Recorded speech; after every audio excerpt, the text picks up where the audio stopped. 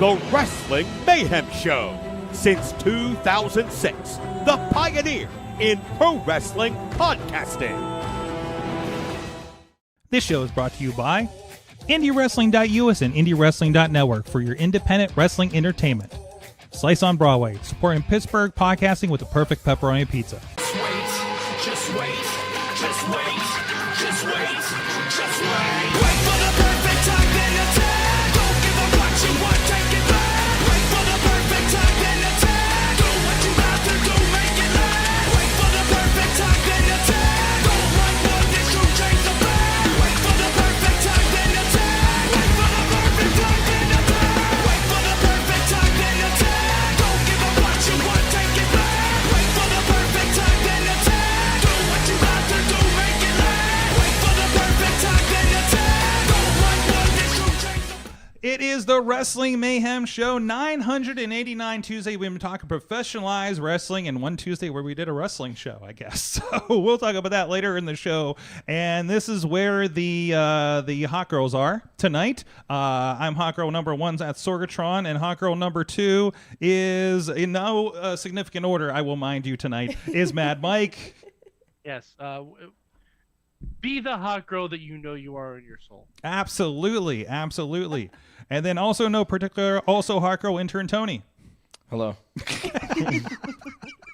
And the Excellent hot girl energy. good hot girl energy. Yeah. Thanks. I had to bring it. Bring it. Thank you, Katie, for Dutters for pointing out this, and we went and got this at our Planet Fitness run on Friday. So Megan the E Stallion cups that they had there. So yes, there's a whole line of protein, and we learned which of us cannot consume protein milk after this weekend.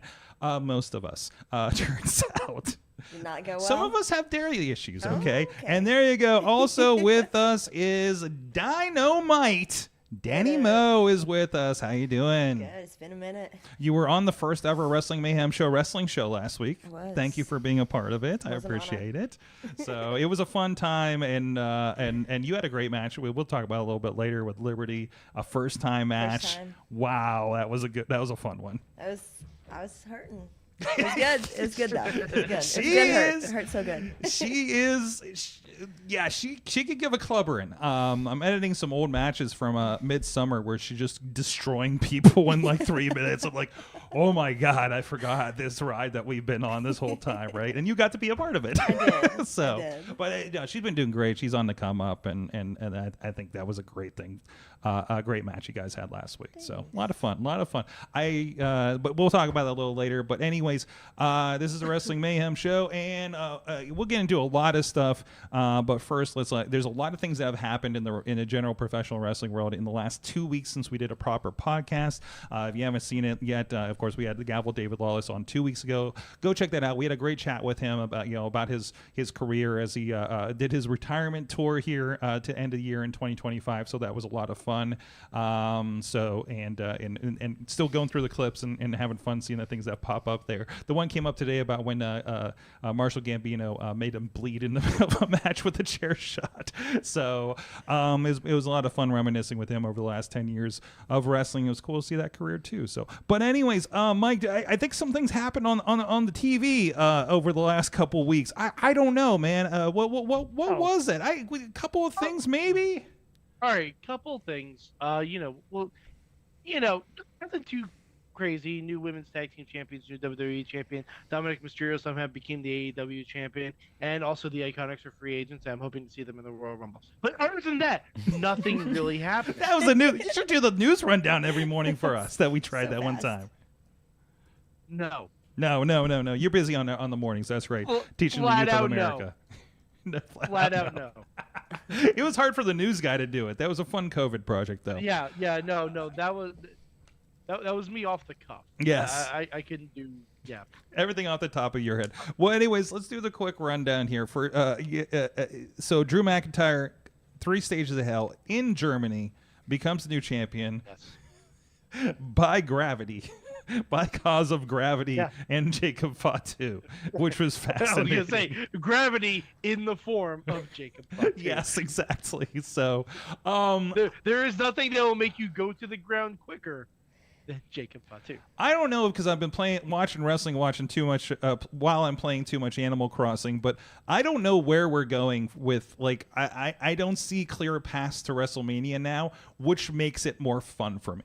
You know what I mean? There's not the obviously we're gonna have a Roman Cody rematch or Cena something, this year or something like that. I couldn't tell you what those main events are going to be, and I think your cat has just entered the room and opened the door. That was just fantastic. Sure did. So there's that. Did. But no, like, Drew's the champion. Cody's got beef with Jacob Fatu over there. Gunther's doing a retirement match. May retire Cody. I'm sorry, not Cody. AJ Styles at the Royal Rumble in Saudi Arabia of all places, which is wild. 10 years after his debut. 10 years after his debut in WWE. So he's been in WWE as long as the gavel's been wrestling. That's wow. I think he's had more matches in WWE at this point than he had in TNA. I can see that, which is wild. Well, also TNA, it's not like TNA went on the road quite as much as WWE did, especially over the last 10 years. Still, but I mean, you think TNA? Yeah, just for length. Think AJ Styles, it's like Kurt Angle was in TNA longer than he was in WWE. Mm-hmm. And you wouldn't think that on first thought. No. Yeah, time is a flat circle, and it's very weird. Exactly. And then Finn Balor just came, had the old music and everything this week. Had a great match with CM Punk. You mentioned the Dominic thing. I want to touch on that for a moment because I knew this would make it giddy. Explain this. My favorite story of the week. Explain how Dominic Mysterio, at least momentarily on television, was the AEW champion for me, please. So I didn't see the whole clip because I didn't get a chance to watch AAA because we had almost a foot of snow up here over the weekend.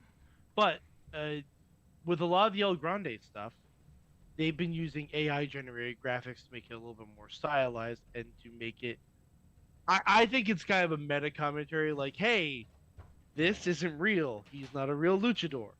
Like it's a whole meta commentary thing. And I think when they fed in a picture of Dominic Mysterio and said he's the AAA champion and the Intercontinental champion, AI decided, I don't know what AAA is, so we're just going to make him the AEW champion. So let me add addition to that. So did you see the footage that this still came from? No. Okay. No, I just saw this. So I watched the show because they're putting. So this was the premiere of AAA on Fox Mexico, right? Yes. And they're putting the show on YouTube in the States. And they do have commentary with Corey Graves, JBL, and Mysterio was a part of it too. Right, Mysterio? Excuse me. And this promo it looked like they took real footage and presumably plugged it into AI. And it did a thing where it was stylizing like every frame different in a cycle thing. So it's like if you took like four different style of an image and then like kind of slap them together like in a semi like the Spider-Verse kind of like thing where like things would get really artsy framey kind of thing. Yeah, they've been doing that with El Grande stuff. Yeah, so it's that style, and so like the belt actually changes frame to frame, and apparently what ended up happening is because I watched it and I was looking for the AEW part, and I think I missed it because it was just a moment, and nope, that's the button, there it is, and there's the image that we're talking about. Right, and we have English text under it and everything, and you see like he's holding up a belt and like the one that he's wearing, I think legitimately on the footage is the Mega Championship. Now, to be fair, if we're talking AI, I think this mistake is understandable because the Mega Championship did appear a lot in AEW for a while there when they had a relationship a few years ago. So I think that's probably why that swap out happened. Again, it is a frame of a thing. This is not like, I think it's a blink if you miss it kind of thing. But of course now it's been plastered all over the internet, and how embarrassing. Check your shit if you use AI, especially on this level. Like, holy crap. It's one thing like a small creator doing something. Like I got called out because like our AI text generator misspelled bee sting right, last week on a video, and like a little thing, right? And then, but I'm not on Fox, you know. But you know, it just, I think, I don't know, more eyeballs need to be on it or something like that, or they plugged it in and said we got to get some shit done. And again, I don't know, is this the WWE office? Is the AAA office that's doing this?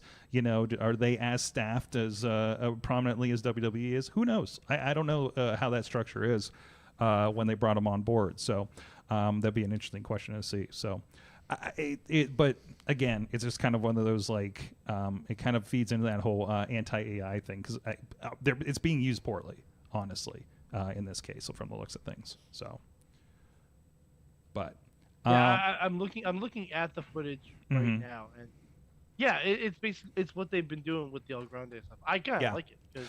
No, and I love with the El Grande stuff, because it's like the most ridiculous. They created this entire lore and plugged them into like this Mexican lore that there's no way they could have filmed this thing, right?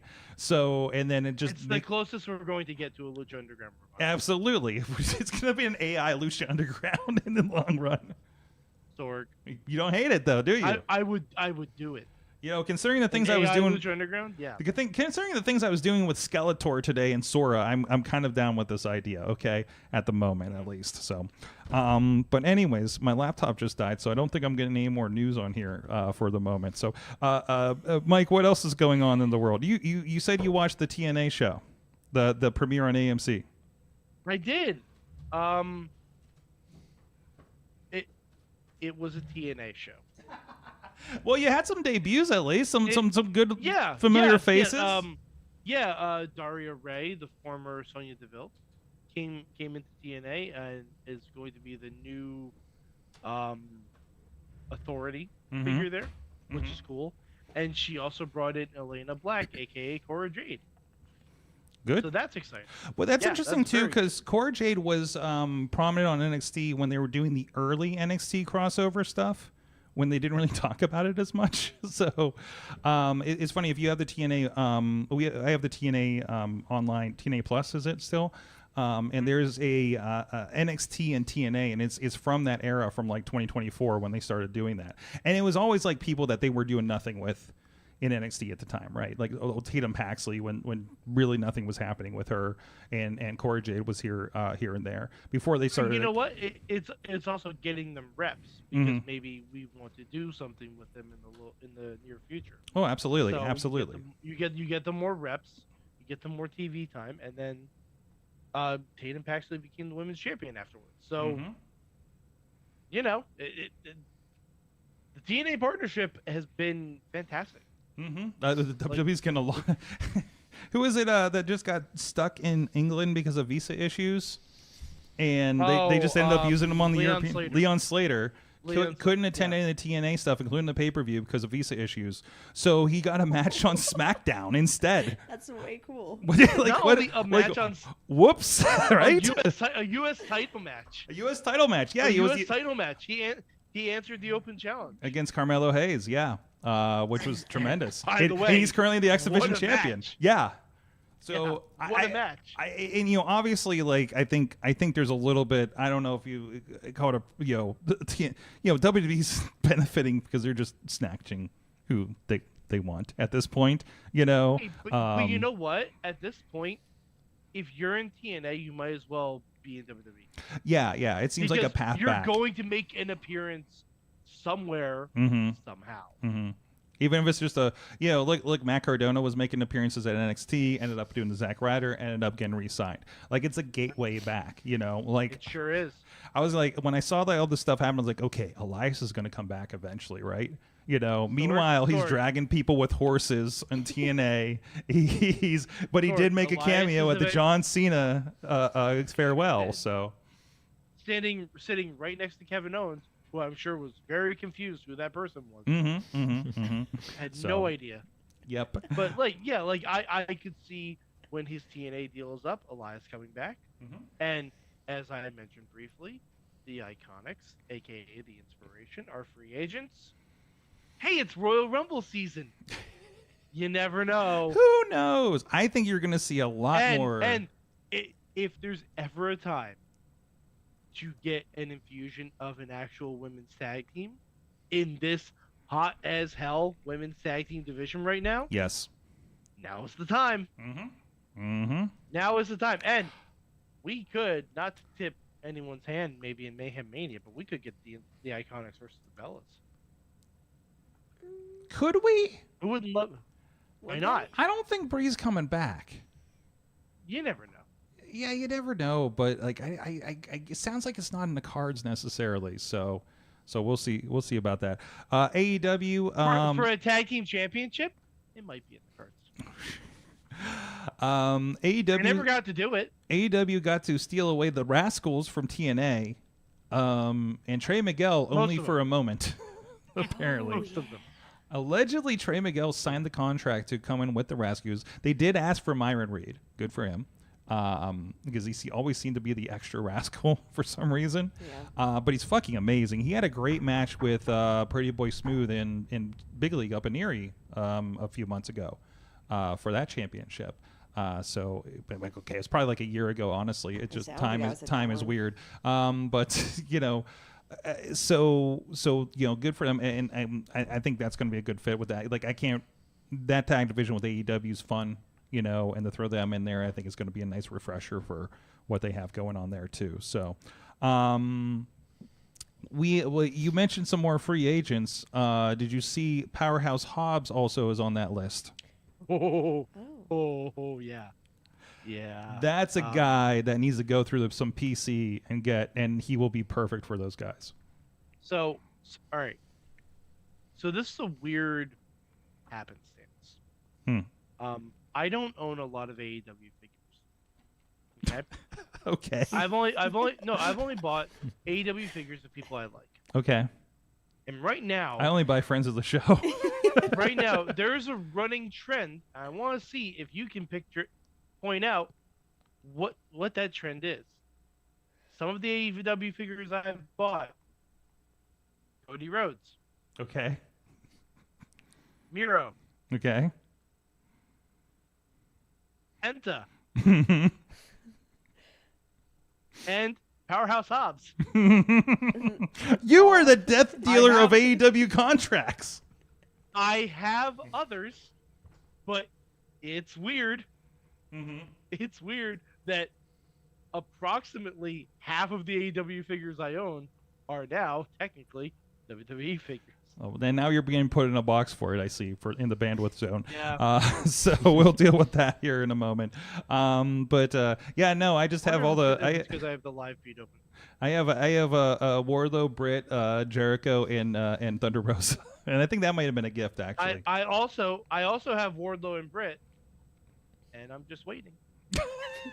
Well, they haven't been around for a while, so we'll see where they'll pop up. That's what I'm saying. Yeah. Well, yeah. Wardlow, it seems like every time he shows up again, he gets injured right away. Yeah, which is unfortunate. Like, he just came in for a spot at a pay-per-view and got injured right away. Like, that's so... Yeah. Like, he showed up as I think, Don Callis family? Wasn't it the last time? Like, what? And also, what's with the Don Callis family, like, having people show up at a pay-per-view and then immediately disappear? Because Andrade had his legal issues. Because apparently he thought he was in the clear from WWE and was not.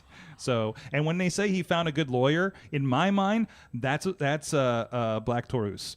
Or Beast Mortis, the attorney at law. Yes. There's no He's other lawyer. Yeah, he's a By the lawyer. way, Also, going out with Mercedes Moné. I was gonna say, speaking of Mercedes Moné, See, you learn things on this show. I do. I bought her figure Mm-hmm. maybe a month and a half ago, and now she's started to lose. She's losing all the Losing all belts. the So this is just a slow descent into eventually at WrestleMania 44, the 4 Horsewomen main event. Shut That's up. better than the first show that I got to tech direct with her on, and she broke her ankle and couldn't win the championship she was supposed to. So, you know, maybe we should just stay away from these people, honestly. So, at this I met level, her in person, and she was lovely. Mercedes? She was fun. Yeah. Oh, she's tremendous. I talked to her at Comic-Con. She told me all about her idea to do a jetpack inspired tornado DDT onto Boba Fett. And I'm like, that was her call. And I'm like, hell yeah, that's amazing. There you go. Made that show One of the even best better. things I've ever heard in my life. I wonder if she's going to be in the movie. Oh, I would assume so. She's got to be in the movie, right? They got to bring everybody big back. The She was- Mandalorian yeah. and Grogu movie coming up. I didn't know. Casca Reeves, know. baby. Yes. I will see it. Casca Reeves, Hive, get up. Yes. Maybe that's why she's disappearing for the promotion for that. Because she just said that she's leaving AEW for a little bit. So. Yeah. Which So- I'm surprised I haven't seen a whole bunch of people saying, "Oh, she's gonna be in the Rumble." I'm like, no, she's No. But well, I don't know. Maybe, but probably Not not. this year. No, probably not. not this year. She's still under contract. Maybe she's just going to go do Stardom for a little bit or something. So Mortis just graduated Sure. with his degree recently, by the way. So Sorry, she has to go and lose all those other titles. she's got some work to do. Yes, exactly. It's got to do. She has to go. She's got to give people the rub, brother. Yes. So, well, maybe she'll just drop all of them on the international tours, like she did the Rev Pro title. That makes sense. Yeah. Yeah. Who knows? From the chat, just checking in really, really quick to this. And Tina also reminded us that I don't think we've talked since MJF became the new AEW champion. Well, we had a show, but I don't think also he's defending it on the Indies. That's a thing that's happening too. So the AEW, didn't that indie show have an AEW title and a WWID title defend on the same show? Limitless. Yeah. Limitless Yeah, was yeah. it? Where are they out of? It's wild. I couldn't figure that out from the stuff. I couldn't even. It was like the Limitless Like up Rumble, here. and I saw. Wait. Was that? Like up Is that here. your geography? Just Yeah. reaching up to the. So is that a New England reach that you're doing, or Yeah, for sure, New England. this is like your version of like the Detroit is here thing, right? So, and we have a Michiganer in the room, so I'm sure I pointed at the wrong thing, and he's mad at me right now. So anyways. So a lot of movements in the wrestling world. I'm sure we'll allude to some more of it later as well with what we learned and everything too. Mike is the RKO of the AEW roster from Dave Potter. Yep. That's why you're in the small box again. So I don't know if that's you or us. I don't know why I'm giving a small box. We could have. Nobody puts Mad Mike in a box. Corners, yes, not a box. Now everybody's telling their action figures that they have in the chat room. Ponder says the only one he has is Nyla. Ponder's a big fan of Nyla, especially British Nyla. Have you seen this? British Nyla? She won a British championship and all of a sudden developed an accent. Oh and yeah, is- Eve. Yeah, Right? yeah. Yeah, I was And with is- her when she lost it. Oh, really? I was at that. That was my debut there. Yeah. Oh no. Yeah. So She you're the career killer now. No, she had some pretty sick promos leading up to that though. Oh my God! She really She was did. like rediscovering America through the lens of a British person. It was tremendous. It was tremendous. It was some of the best TikToks I've seen in a while. It's amazing. So, T-Pop's letting us know he thinks that Limitless Wrestling is up in Maine. Maine I wrestling. saw it. Yeah, that looks up like a here. Maine. You're off frame with the main part, but yes, I think we got the idea. So I mean, when I think of the word limitless, you bet your ass I think of Maine. yes, especially this time of year. First thing I think of. Yes. Javon Evans, let us know in the chat room if you guys have seen anything, because I know Ponder's asking about any updates, and Javon Evans had an injury. I've heard he's okay. Good. He had an Heard injury he's okay. mid-match stoppage with Grande Americano on SmackDown, I think it was. So It was last night. It was last night. Oh, last night on Raw. Okay. So we'll see. That's okay. He's in he's got some good health care in Ireland, right? So he should be okay. I think they just took it ended the match too quickly just to make sure that it wasn't a concussion. That's what I Okay. read. And it wasn't a concussion, which is good. Good. Because Good. if anyone is going to take the Kofi Kingston spot, It's gonna be him. it's gotta be him. Yeah, it is, isn't it? That boy is bouncy. They need to put him and Slater definitely need to be in that Rumble. Like I mean, if they're overseas, you might as well put Slater in it. yeah. Well, I don't know what the visa. I don't know what the visa. Is it the American visa? Is it? I don't know how the international stuff works. So. I think it's the American work visa. I think Yeah, that was yeah. the problem. So, and I think across the board, that's been getting harder for people. So, people were like, "Well, TNA should have figured this out by now." It was like, you know what, man? Stuff comes up that not even No, like a company like with WWE or visas? TNA, huh? with visas, they can't do anything. No. They can't do anything. Like I heard it's so pretty I've bad heard right some now of that coming stuff here. can take up to like 6 months. Because that was the problem with JD McDonough. Mm-hmm. for a long time when he was the cruiserweight champion, and we had to have like interim cruiserweight titles and everything. This is a couple of years ago. Yeah. But JD couldn't get work when NXT UK was shuttered. Mm-hmm. So he had to wait and get his work visa and get everything sorted out. He was gone for like 6 months or something. Well, remember, like Josh Alexander, he was exiled from America for like 3 years or something like that for coming over the border. I think he was a Super Indie champion at the time of that Silesia was IWC. too. What's that? Silesia Sparks. That's right. That's right. And then I think Speedball had a similar situation He for was like 3 or 5 years. He was 5 years. yeah, I yeah, thought. it was crazy. yeah. Because it was like he came out of nowhere. I never heard of him, and he just was everywhere. And we're like, where the hell did this guy come from, right?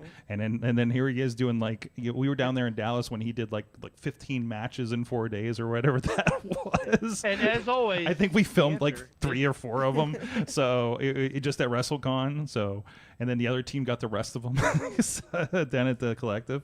It was weird. It was like that was like a huge introduction to Speedball. Was that for me. before he got, or that was after he could come back? That's when he was on his like I'm back in America tour basically. Yeah. Like it was probably like the second year of it. it was And like, hey, I can tour with my wife again. So it's great. I'm married. well, now. they weren't married yet. I think they met on that around that time. No.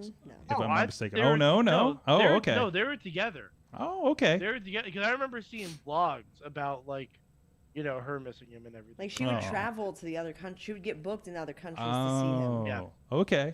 Yeah. I don't know all the Because lore. he couldn't come here. Yes. Awesome. So Love is real. Wrestling is real. People are fake. That's right. Exactly. Exactly. So, hey, we want to give a shout out to our friends at Patreon. We gave you guys a shout out last week in the ring, actually. That was weird to do that in front of a live studio audience, especially the one part of this that was brand new to me. So thank you to our friends. And I love that we had people last week that do this gimmick. Our friends at the fan of the show level, Bo Diggity. Woo! Intern Tony's got it.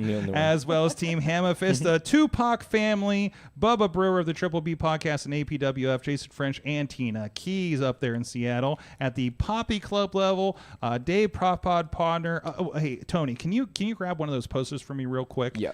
For this, I'm going to grab it for this. At the Poppy Club level is Dave Propod Podner. Can I update my Patreon to say use code Dave26 at gcxc.com/eventspa for a discounted registration at races. He runs a lot and would like you to run with him in the Pittsburgh area. So he has a discount code.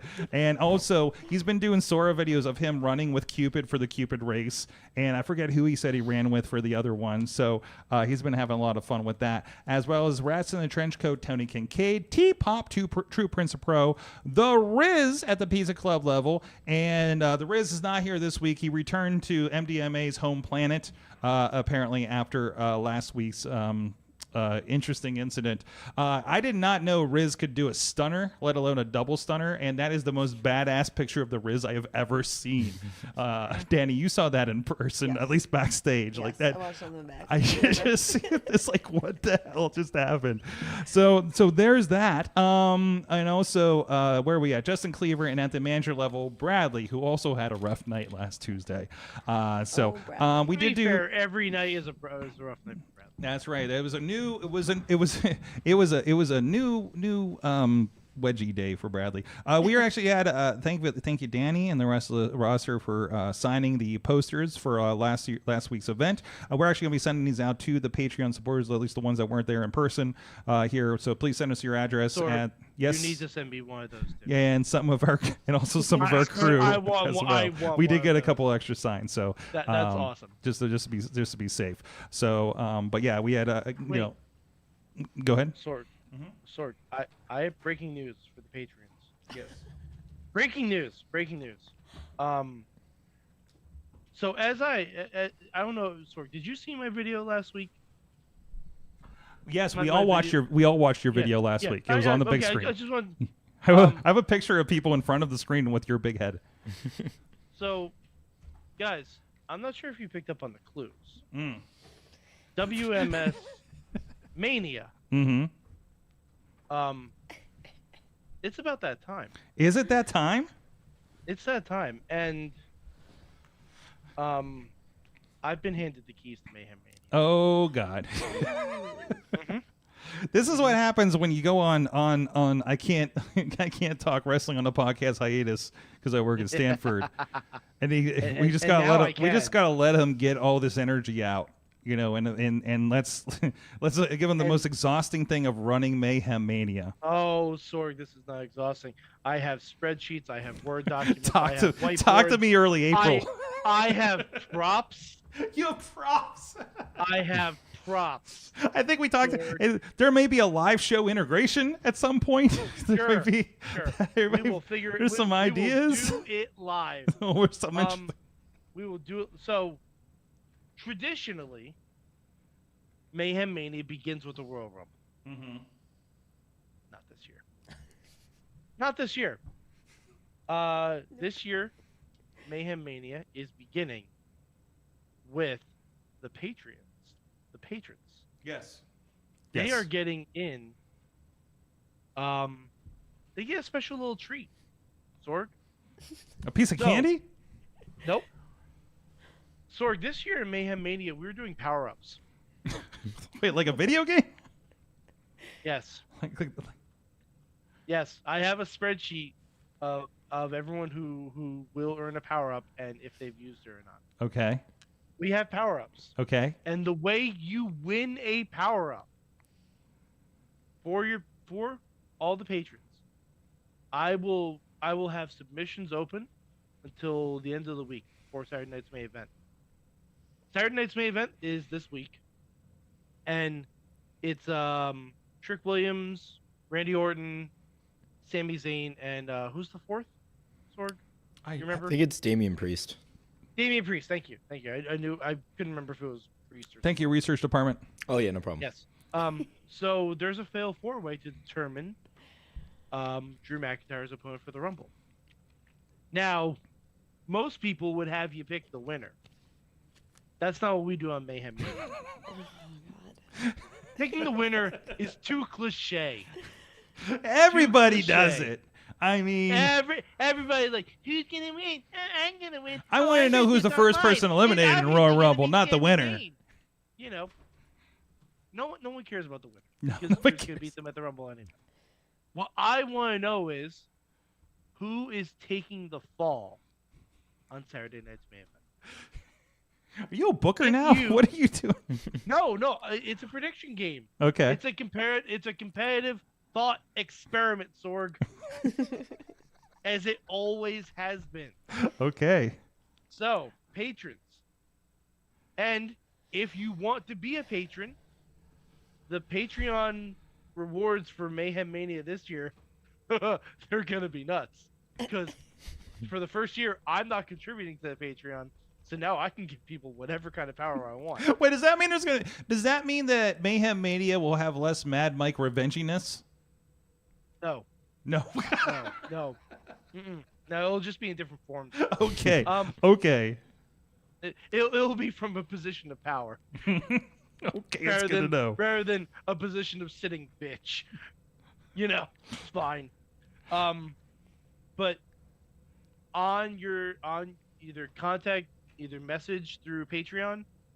Does the email work, Sorg? Yes, good times at WrestlingMayhemShow.com. WrestlingMayhemShow.com. Oh, hold on. Oh, wait, Tony. Okay, we got to teach you this part. I think you may have heard it last Tuesday because we had some old schoolers. When we say the email address, we used to say it every show, and we'd say good times at Wrestling Mayhem Show, and there'd be an echo where somebody would say, what did they say, Mike? Oh, that's too loud. Let's zoom. They say, good times. We had a girl on the show for a while that did it really well. Okay. So we would do it as a group. Okay. This is now your assignment that when we say good times at WrestlingMayhemShow.com, you say, good times. Perfect. There you go. We'll work on that. We'll work on that. A little higher. We'll get you. We'll get you next week. All right. Yeah. Pitch it up. There you go. But anyway, so contact either through Patreon or through Good Times at WrestlingMayhemShow.com with your prediction as to who is taking the fall in the May event, the Saturday Night's May event. If you are correct, you will win a power-up known as the Run-In.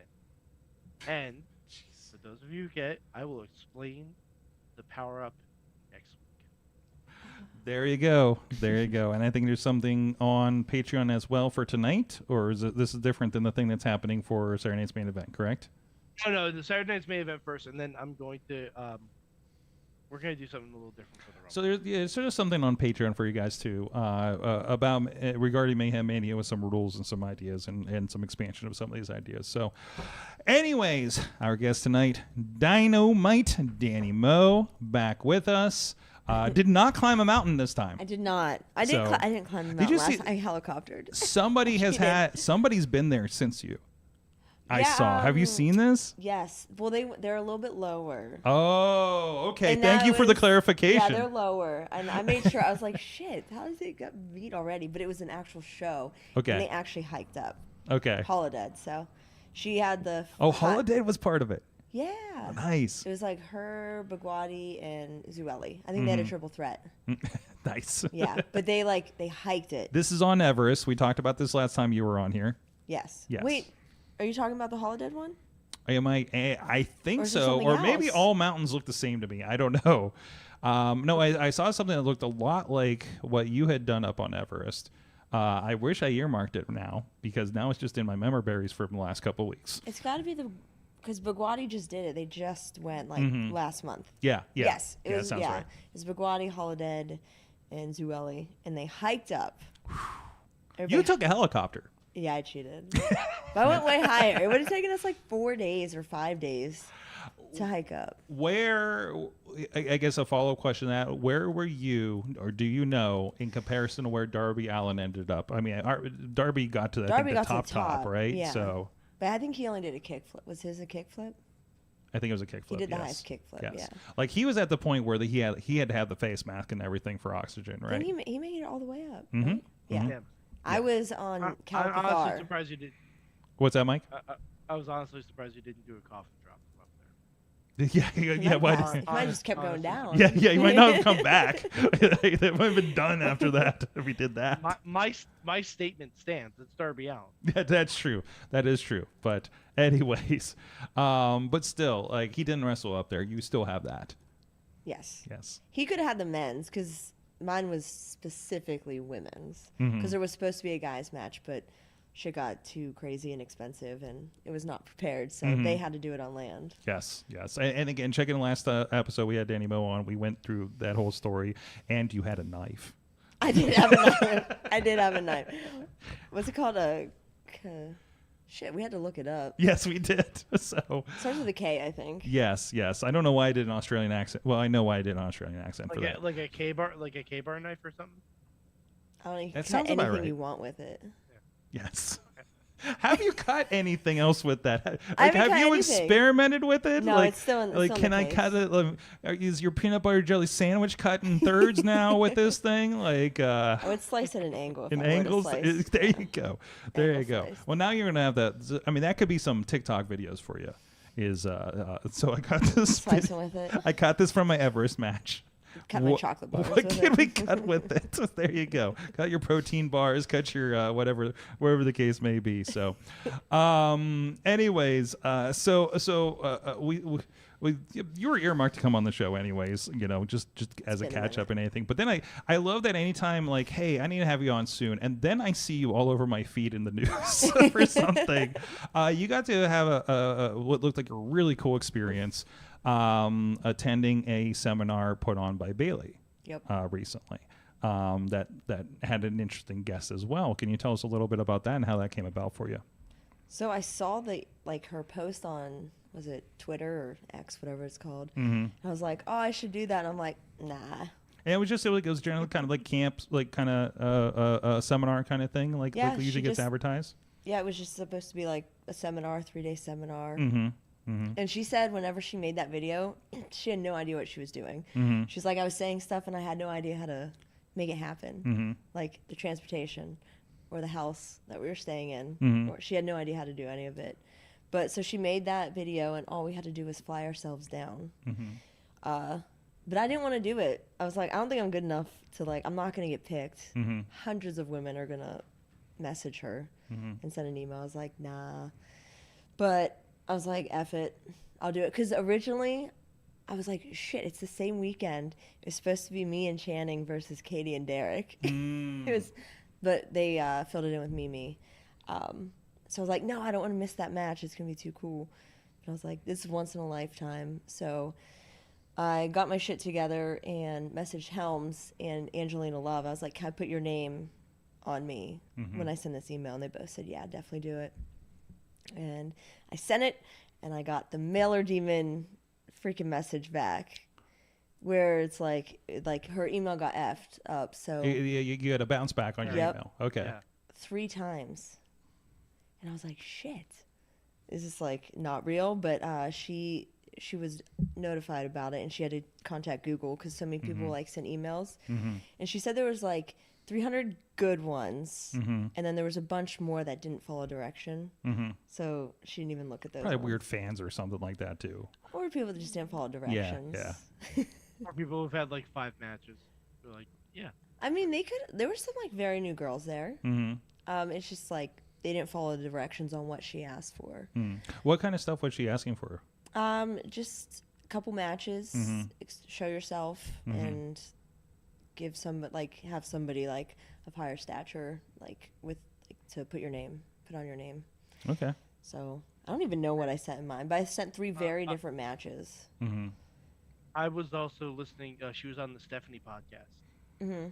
And I was like, oh, okay, we're having Dani on. I'm going to listen to the Bailey podcast to kind of hear, because she recorded the podcast before the seminar happened. So she said that she looked through everyone's matches and was watching to see that they kept the character in the beginning of the match all the way through to the end of the match. Yeah.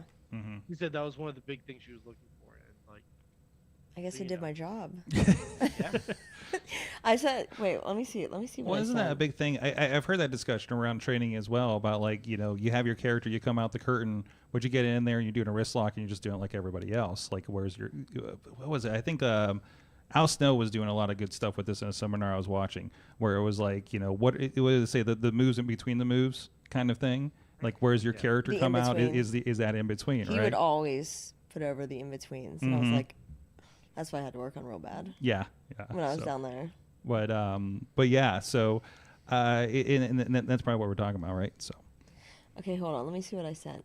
I sent me versus Saki. Me versus Riley Rose, this girl up in Canada. She's pretty new. And then me and Facade versus Caleb and Alice Crowley.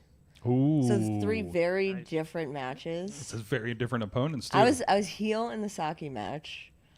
I was face in the Riley match, and then it was faces versus. I don't think I've ever seen you heel. It's me just. Yeah.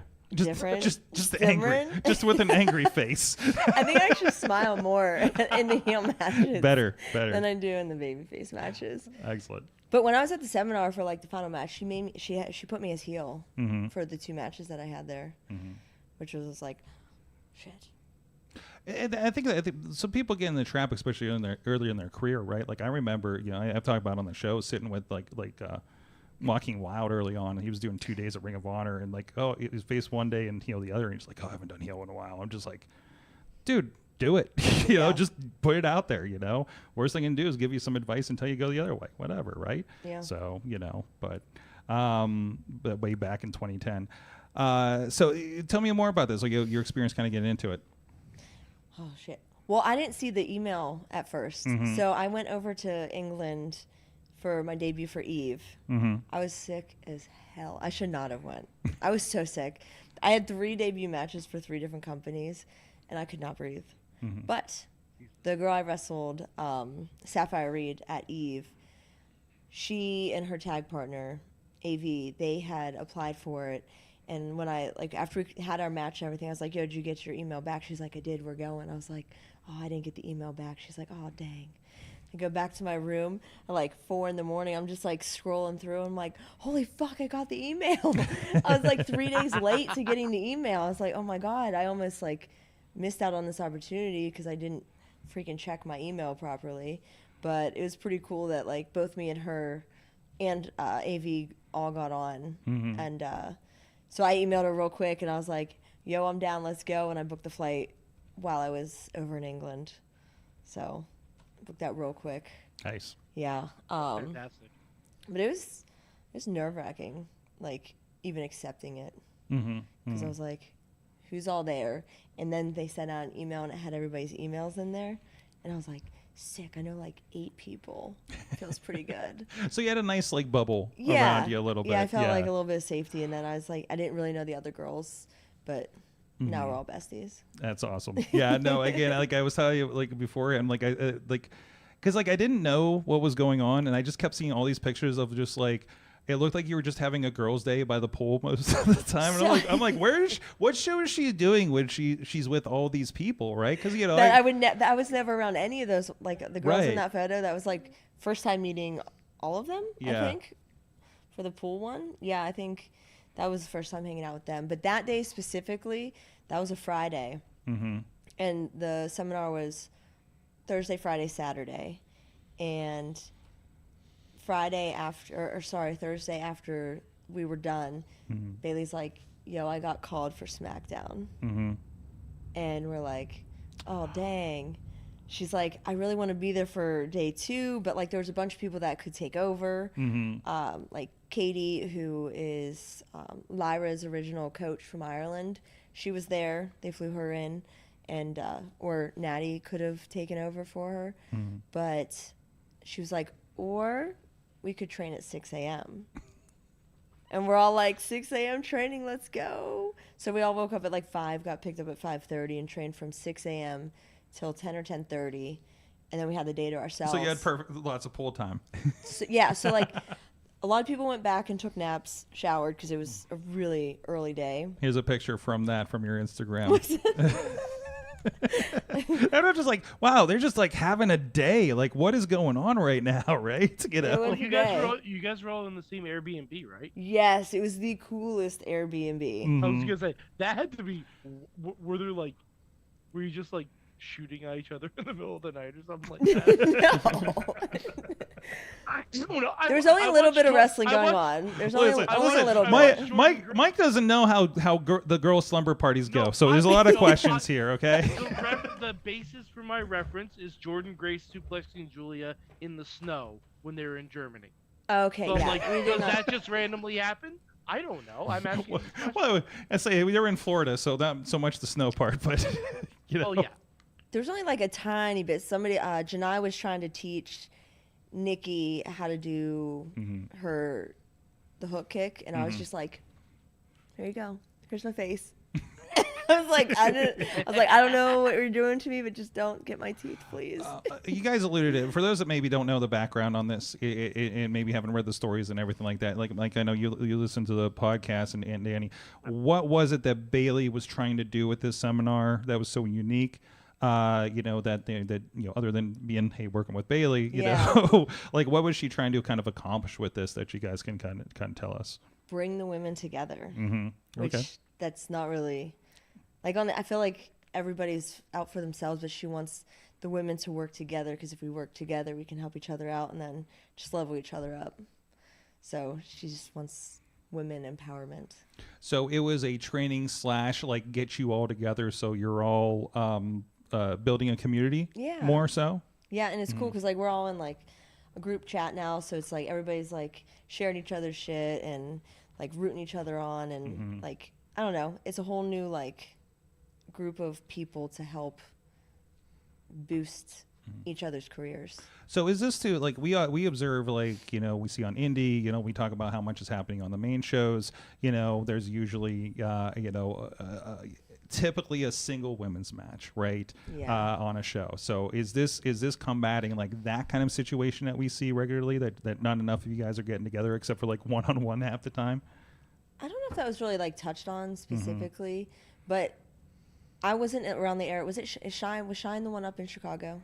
I think so. Like, Shimmer? Shimmer, maybe? yes. Yeah. So like Shimmer, yeah. this was like her trying to bring back the camaraderie of Shimmer. Because she was He part was of in that. Shimmer. Yes. Yeah, Yeah. yeah. Davina Rose, yeah. Yep. She think- wanted to bring that. Her and Mercedes, I think, were a part of that, right? If I'm not mistaken. There's I a don't lot know of if people. I don't know if Mercedes was in Shimmer. I think she was more localized to Boston, Okay, that makes sense. Okay. like Mercedes KV or something like that. Mm-hmm. I'm not sure. Sorry. But yeah, that's what she wanted to like bring back because she said she missed those days because it was like a whole weekend. Everybody would go up, everybody hang out, stay at the same place or in the same hotels and just like have a girls' weekend. And there's not a lot of promotions kind of doing that, like in general, right? No, like there's just I think a few. like a few that just kind of like do the runoff shows, but not like because I think that was that a Gabe Sapolsky project? Or I can't remember who was behind Shimmer. Shimmer, I think Shimmer might be. Because I think they were on WWN and stuff. So and I think I thought Shine was WWN. maybe it was Shine. I don't know because then there was Rise as well. That came out of that came through for a while. That was like I felt like it was like a Shimmer like Which came one out was of Shimmer. Rise? They did one like show here locally, but and I saw one in California. And at the time they were bringing in like Gail Kim, Jimmy Jacobs, and one other Impact Wrestling person that escapes me at the moment. So and again, it was kind of like that half seminar plus have a show and show them off, and then they were trying to do. It was either under like a WWN or this was like 6-7 years ago at least, right when this happened. But yeah, nobody's like kind of pulling it. It's something I think has been missing post COVID. Nobody's put something like that together as regularly anymore. Yeah. Right? So. Tell me, like, what, other than the camaraderie, is there anything you learned from this seminar that you have, that was new to you? That was new. Yeah. Well, like a lot of the drills that we did, and it was not like a normal seminar, like you go, you pay, and like you're either sitting listening to them talk the whole time or you're in the ring the whole time. It was a mixture of everything, and it's kind of just everybody learning from each other. And it was, I don't know, I'm sure she had it like planned out, but it didn't seem super planned out. It kind of just flowed, which was really nice, and it took a lot of stress away. Because like we all warmed up, and like Cora was there. Cora was training with us. Roxanne was training with us. Lyra was there the whole time. Maxine was there on day one. Nice. in ring with us. So it was like real cool.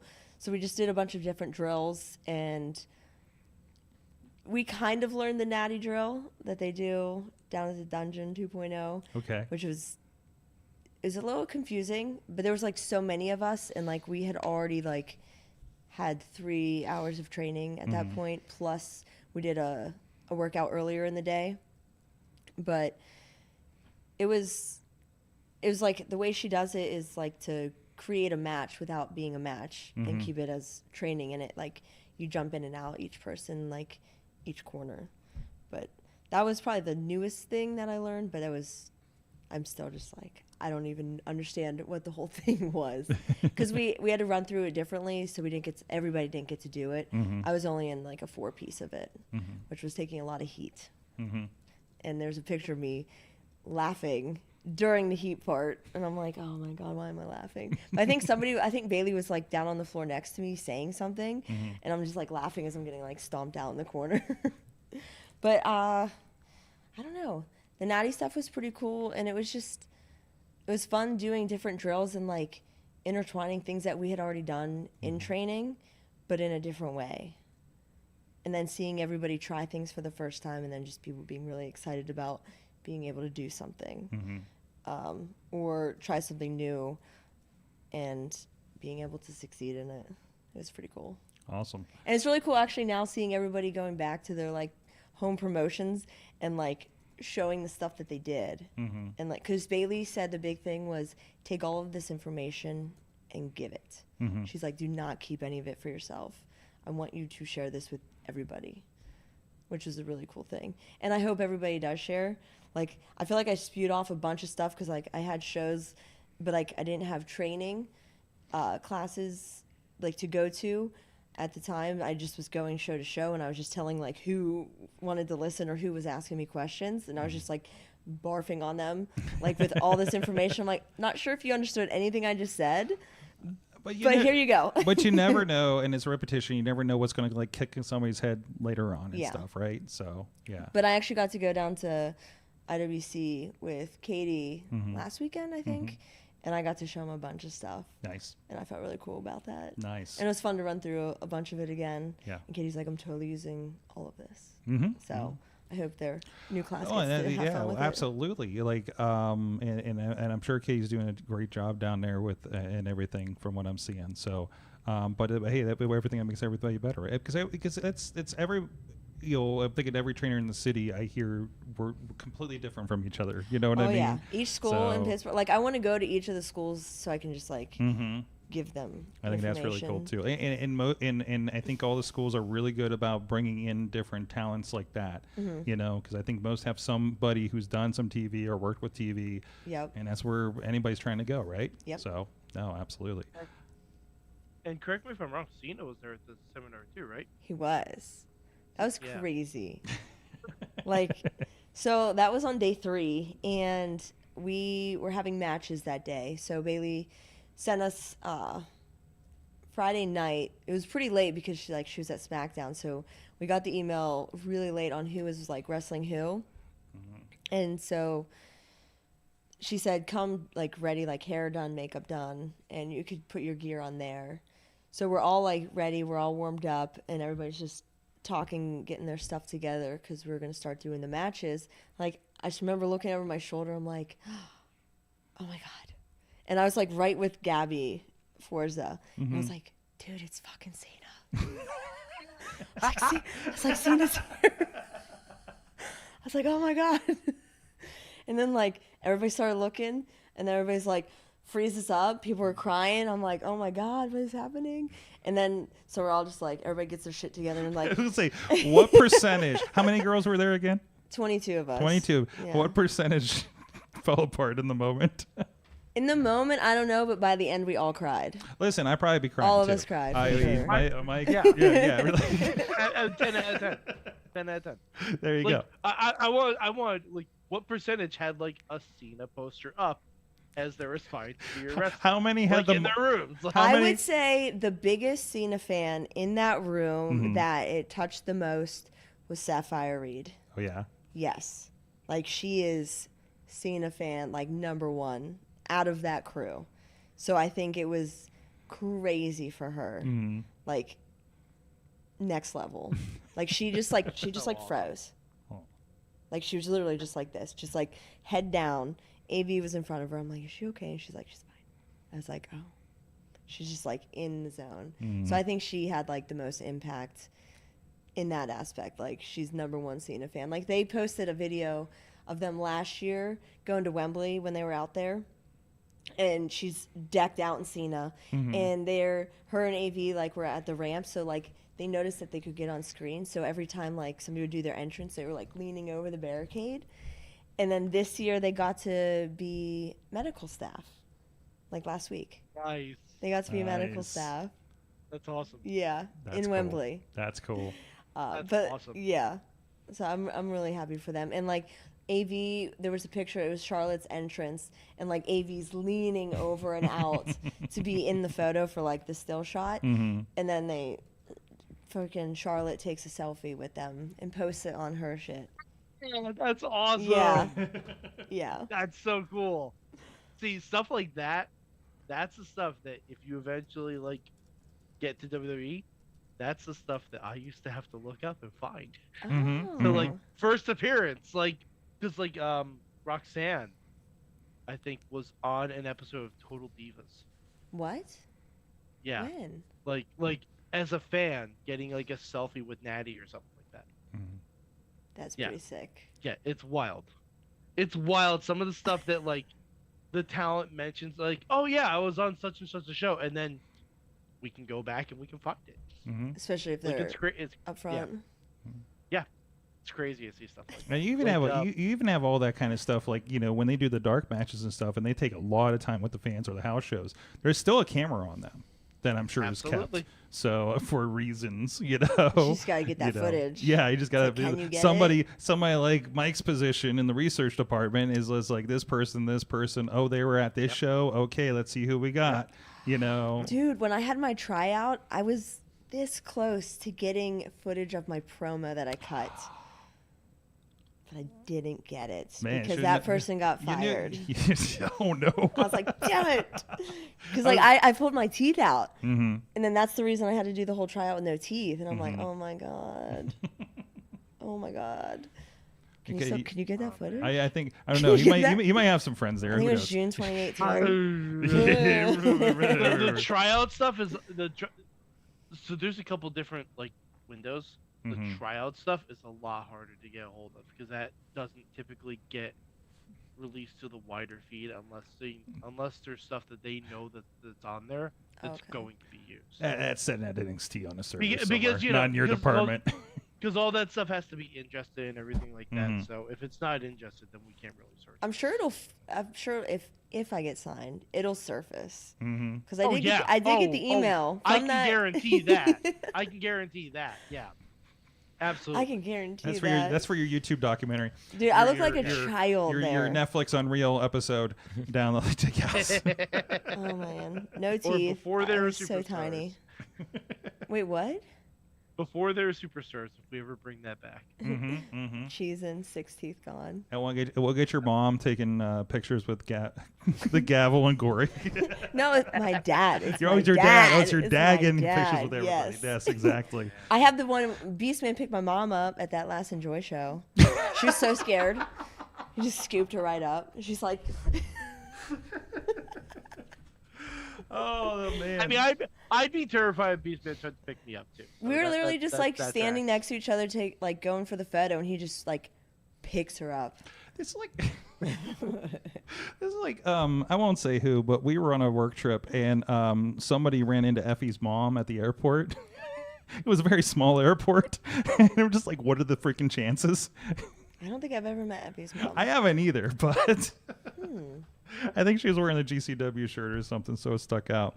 Anyways. Oh, but here, I'll go back to Cena. Yes, please. I'll reel it back. Now that we were talking about your future WWE career, let's sidebar again. Just make sure Mike make sure Mike never buys your action figure. Is what we learned today. Oh no, that's only if you go to a different company. Yeah, no, and then that's if true. he buys it, then I'll go there, right? Yeah, exactly. Yeah. Oh, okay. There you go. Yeah. So I mean, but because Cena rolled up there like a week before his retirement match. It was right? literally the week before because that was on Saturday. Yeah. Mm-hmm. So I guess what he was originally going to do, just come in, talk with us, and then dip.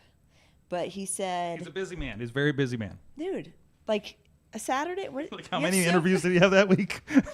Like you have so much going on in your life. You're about to retire, and you're like, oh, let's go to Bailey's seminar and watch 22 women. Well, all he wanted to do was talk to us. That was the plan. But then he said he saw how hype we were all getting and like getting ready for our stuff, that he changed his mind and decided to sit down, put his glasses on, take notes. He watched 10 matches. Wow. 10 matches. That's wild. Talk about a guy who did not have to do that. He did not have to do that. So like it was like him, Breeze, Natty and TJ showed up,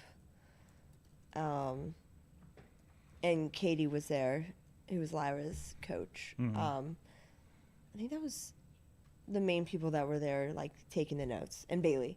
But so he stayed, watched these 7 to 8 minute matches, 10 of them, and then stayed and talked for like 2.5 hours. Okay. Awesome. And he was like, I'm not just going to talk to you guys. He's like, you need to just ask me questions and we'll go from there. So, like, obviously, like, the first time somebody's like, ask a question, everybody's like, I have no questions. And then people just started slowly asking questions. And it turned into like 2.5 hours. And then he stayed and took each match in the ring and went over the notes. Oh, wow. Dude, he was there That's from like wild. 11 a.m. and Bailey sent most of the people home, and there was 4 matches he had to still go over. I was one of them, and we stayed until like 6:30 or 7 p.m. Jeez. He spent all day with us. Wow. All day, and he could have kept talking, but I think somebody was like, because we had the drivers and they like were off at a certain time, so then like half of us had to Uber back, like the last 4 matches. But yeah, he stayed there all day and he gave all the information that he could. He didn't hold back on any question that anybody asked. Do you have a big takeaway you got from the stuff that he put out there? Is he as philosophical as he seems to be on Twitter? First of all, Any of his social media stuff is wild. I know, Dude, right? He It's followed me amazing. on Twitter like 3 years ago, and I felt like the coolest person ever. I think he may follow us too. Yeah, actually. I think he just Doesn't randomly follow picks a bunch of me. people. He doesn't. Check and see if he follows you. Well, you now. also got banned by TNA personally, I check every day. You check every day. you check if you're still I followed think- by TNA I think and he blocked. still and follows you I should- still am. I still am. I want to make but sure. Still not by Cena. I don't know. Mm-mm. Well, I'm sorry. Maybe one day. Maybe One after day. this he will. Yeah. Yeah. But We'll tag him on all these clips. I hope to be blessed one day. Yes. I hope you're blessed Hope by to be it. blessed.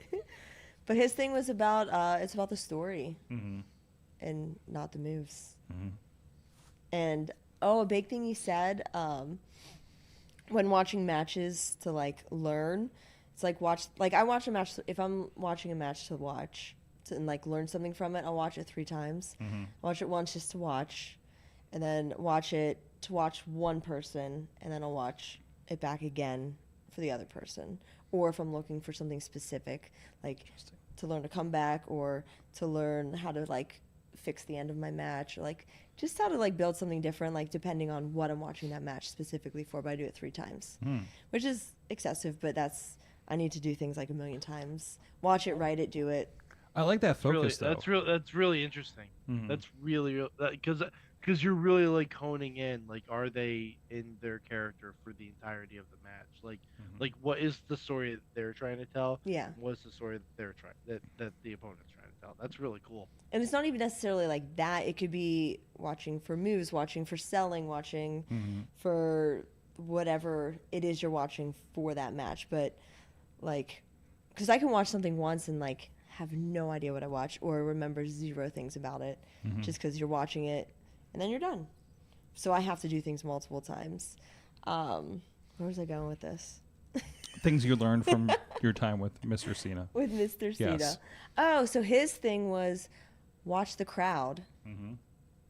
with the match on mute. And this emulates a lot of things. I've listened to a lot of his interviews going into and after the retirement, and, Yeah. and this reflects a lot of his conversation about what to instill. I feel like part of the interview is like maybe came out of this conversation actually that he had with you guys that day. But he's talked a lot about that listening to the crowd, moving in with the crowd. We doesn't think enough of the guys on TV do that these days. Yeah. For instance. I know I watched an NXT promo today from I think last week, and I was just like, she is not listening to the crowd. She's just getting the shit out there, and I can tell, and it's not Sometimes going we all well, do that, yeah. kind of thing, and just trying to get the job done. But yeah, like that I've heard that a lot from him in the last couple months. Which I had a match the next day in Tennessee versus somebody I never wrestled, Aaron Wade. It was a really fun match. It was a dojo match. Okay. And different kind of crowd down there in Tennessee, that's for sure. Yeah, I love that. It's NGW. Great show. And so that whole day getting to that show was a mess to begin with. I didn't get my gear, but I did have this shirt on, my new Lodestone shirt. Nice. So because it was a dojo war, I was like, oh, this is my new dojo. So this is perfect. So I wrestled in a t-shirt and some spandex shorts. Went to Dick's, spent $500 on my braces, my pads, shoes, all the jazz, just to protect my legs. Because I already had the shirt and I had the spandex already. So by the time I got to the show, we were supposed to be first. They bumped us to third because I'm like, dude, I didn't get my gear and I have to go to Dick's and like all this stuff. So he's like, all right, I'll bump you to 3. So we had maybe 20 minutes to call the match, and I like went in just like so nonchalant. I wasn't even flustered that I didn't have gear, that I didn't do my hair. My hair was in a ponytail, I think. Maybe it was just down, but it was not done. I did buy fake lashes. That's all I did buy. And we kind of called the match. We go out there, and I was like, I'm going to do what Cena said. And somebody just kept yelling, leg sweep. And I'm like, we're doing what we called. And then Did they yell leg sweep or sweep the leg like Cobra Kai kind of thing? They just kept yelling leg sweep. Interesting. And I was like, okay. And I was like, wait, shit, I never do those. So like, how do I actually properly do this? But it was. So you're like processing if you know this move in the middle of a match now. Yes, but like, I never. So like as we're going, like I'm doing my shine, and I'm like, dude, we're doing it, and so I do like one, I just pull my leg forward and just trip him, and the crowd is like, yes, thank you, and I'm like, dude, we're going. So then we keep going, shit's going on, and then I do a second one. Still not correct. And then I was like, I need to do this kind of right. And I'm like, Raylan. I was like, Raylan always does that. I was like, so I'm going to try to do the Raylan one. Definitely not as good as Ray's. But that was like my third one. And then, before my third one, he went and did one and I jumped it. And then I hit him with the third and people were like, oh my God. So like everything just went out we just did our own match without actually doing what we called in the back, which was really cool. And it was new to me. And I was so out of my element because like I didn't have my hair done, and I always have my hair done when I wrestle. Like the curls to the side. I always have my gear. I didn't have anything. Like I didn't even have slips over my knee braces, which is weird. So everything was just open. I just like looked like a dude going to practice. And I don't know, the match turned out freaking great. And I lost because he was trying to teach me how to like fight. It was like the whole gimmick of the match. But I was like just embracing what Cena said, and I just listened to the crowd, and I'm like, this is so much better. I wish I did this more. I wish I was better at this. So I want to start like, even if it's not the whole match, listening to the crowd, pieces I'm going to start using to like make the match what they want. You're going to become the let's call it in the ring person. There's only a few people that I could do that with. Okay. Yeah, only a few people I could do that with, and I don't know. Well, I'm wrestling one soon, but we are not calling that in the ring. I can't wait to hear how that goes then. Please fill me in on that later. You're not going to go? Oh, I don't know which one this is. Me and Gory. Oh, yeah, I'll be filming that one. Yeah, I was going to say, wait, I'm there for that one. Like you're not going to be there? That was a lot of fun the first time, so I'm here for that. Wait Come for on. This one. Jeez. Dumb shit. Oh, yeah. Gory's the one for that. Yeah, but I could, if I need to, I could call on the fly with him. And probably Caleb Conley. And, yeah, I'll say that's it for now. Excellent. That's it for now. Excellent.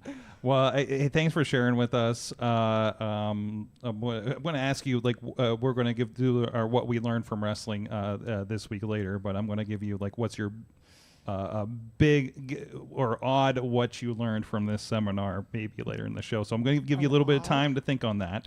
Odd thing? Yeah. Let's do an odd thing for you. Just you got a segment and a half to figure that out though. Okay. All right. So, but we want to give you a little bit different for the question than we usually use the rest of the people. So, thank you, Dani, Mo. Thank you for sharing your experiences with us. We call you in every time you do dope shit. Basically. I'm only cool when I do dope shit. Which is hey, anytime you're blowing up my Instagram feed and I'm like something is happening. I guess we gotta have her in soon, so I can find out what all happened. But anyways, thank you so much. You're all over the place. Real Dani Mo, I believe, on most social media, right? All of it, yeah. And of course, the match you had with Liberty, we'll speak about it a little bit here in a little bit, is on the YouTubes and the Facebooks as well with IndieWrestling.us. Great match there, and so much more going. Like I feel like I'm sharing a match graphic from you like every day at this point in the Pittsburgh area, which is nice because I feel like you haven't been around for a while. Dude, I was never being booked in Pittsburgh. I had to literally beg to be booked in Pittsburgh, which also was never really home. But I'm definitely wrestling in Pittsburgh a lot more. That's good. That's good. Yeah. Bring it back, and bring that knowledge back with you too, right? So trying to share it. Excellent. Hey, we're going to take a quick break, and I asked the chat room again last week. We ran the first Wrestling Mayhem wrestling show. And I'm still waiting for the critiques from the wrestlers. So Dani, if you want to hit me with that next week, next segment. But we're going to talk about our experience with that. And I want Mad Mike as a outsider Mayhemmer watching it. We just had represented your big head on the screen. Everybody's head was big, especially RJ City's. Don't worry about it, Mike.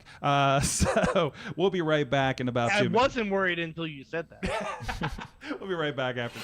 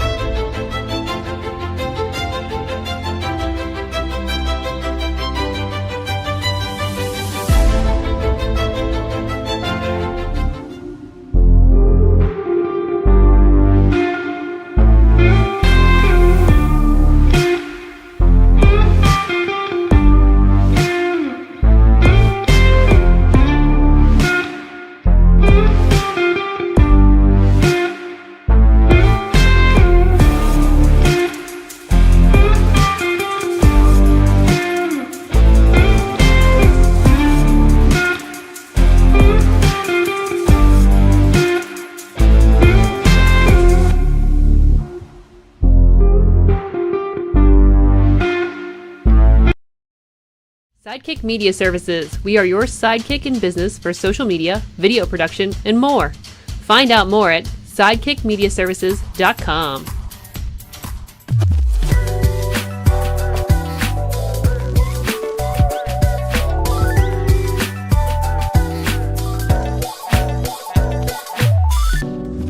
I'm Eamon. I'm Merlin. And we're a gay. And his NB. Are you a reality television connoisseur? Do you like it discussed from an LGBTQ lens? If so, A Gay and His NB is the podcast for you. Hear us break down all your favorite guilty pleasure reality shows from Bravo, Drag Race, and just about everything in between. Listen to A Gay and His NB on Apple Podcasts, Spotify, or wherever you listen to podcasts.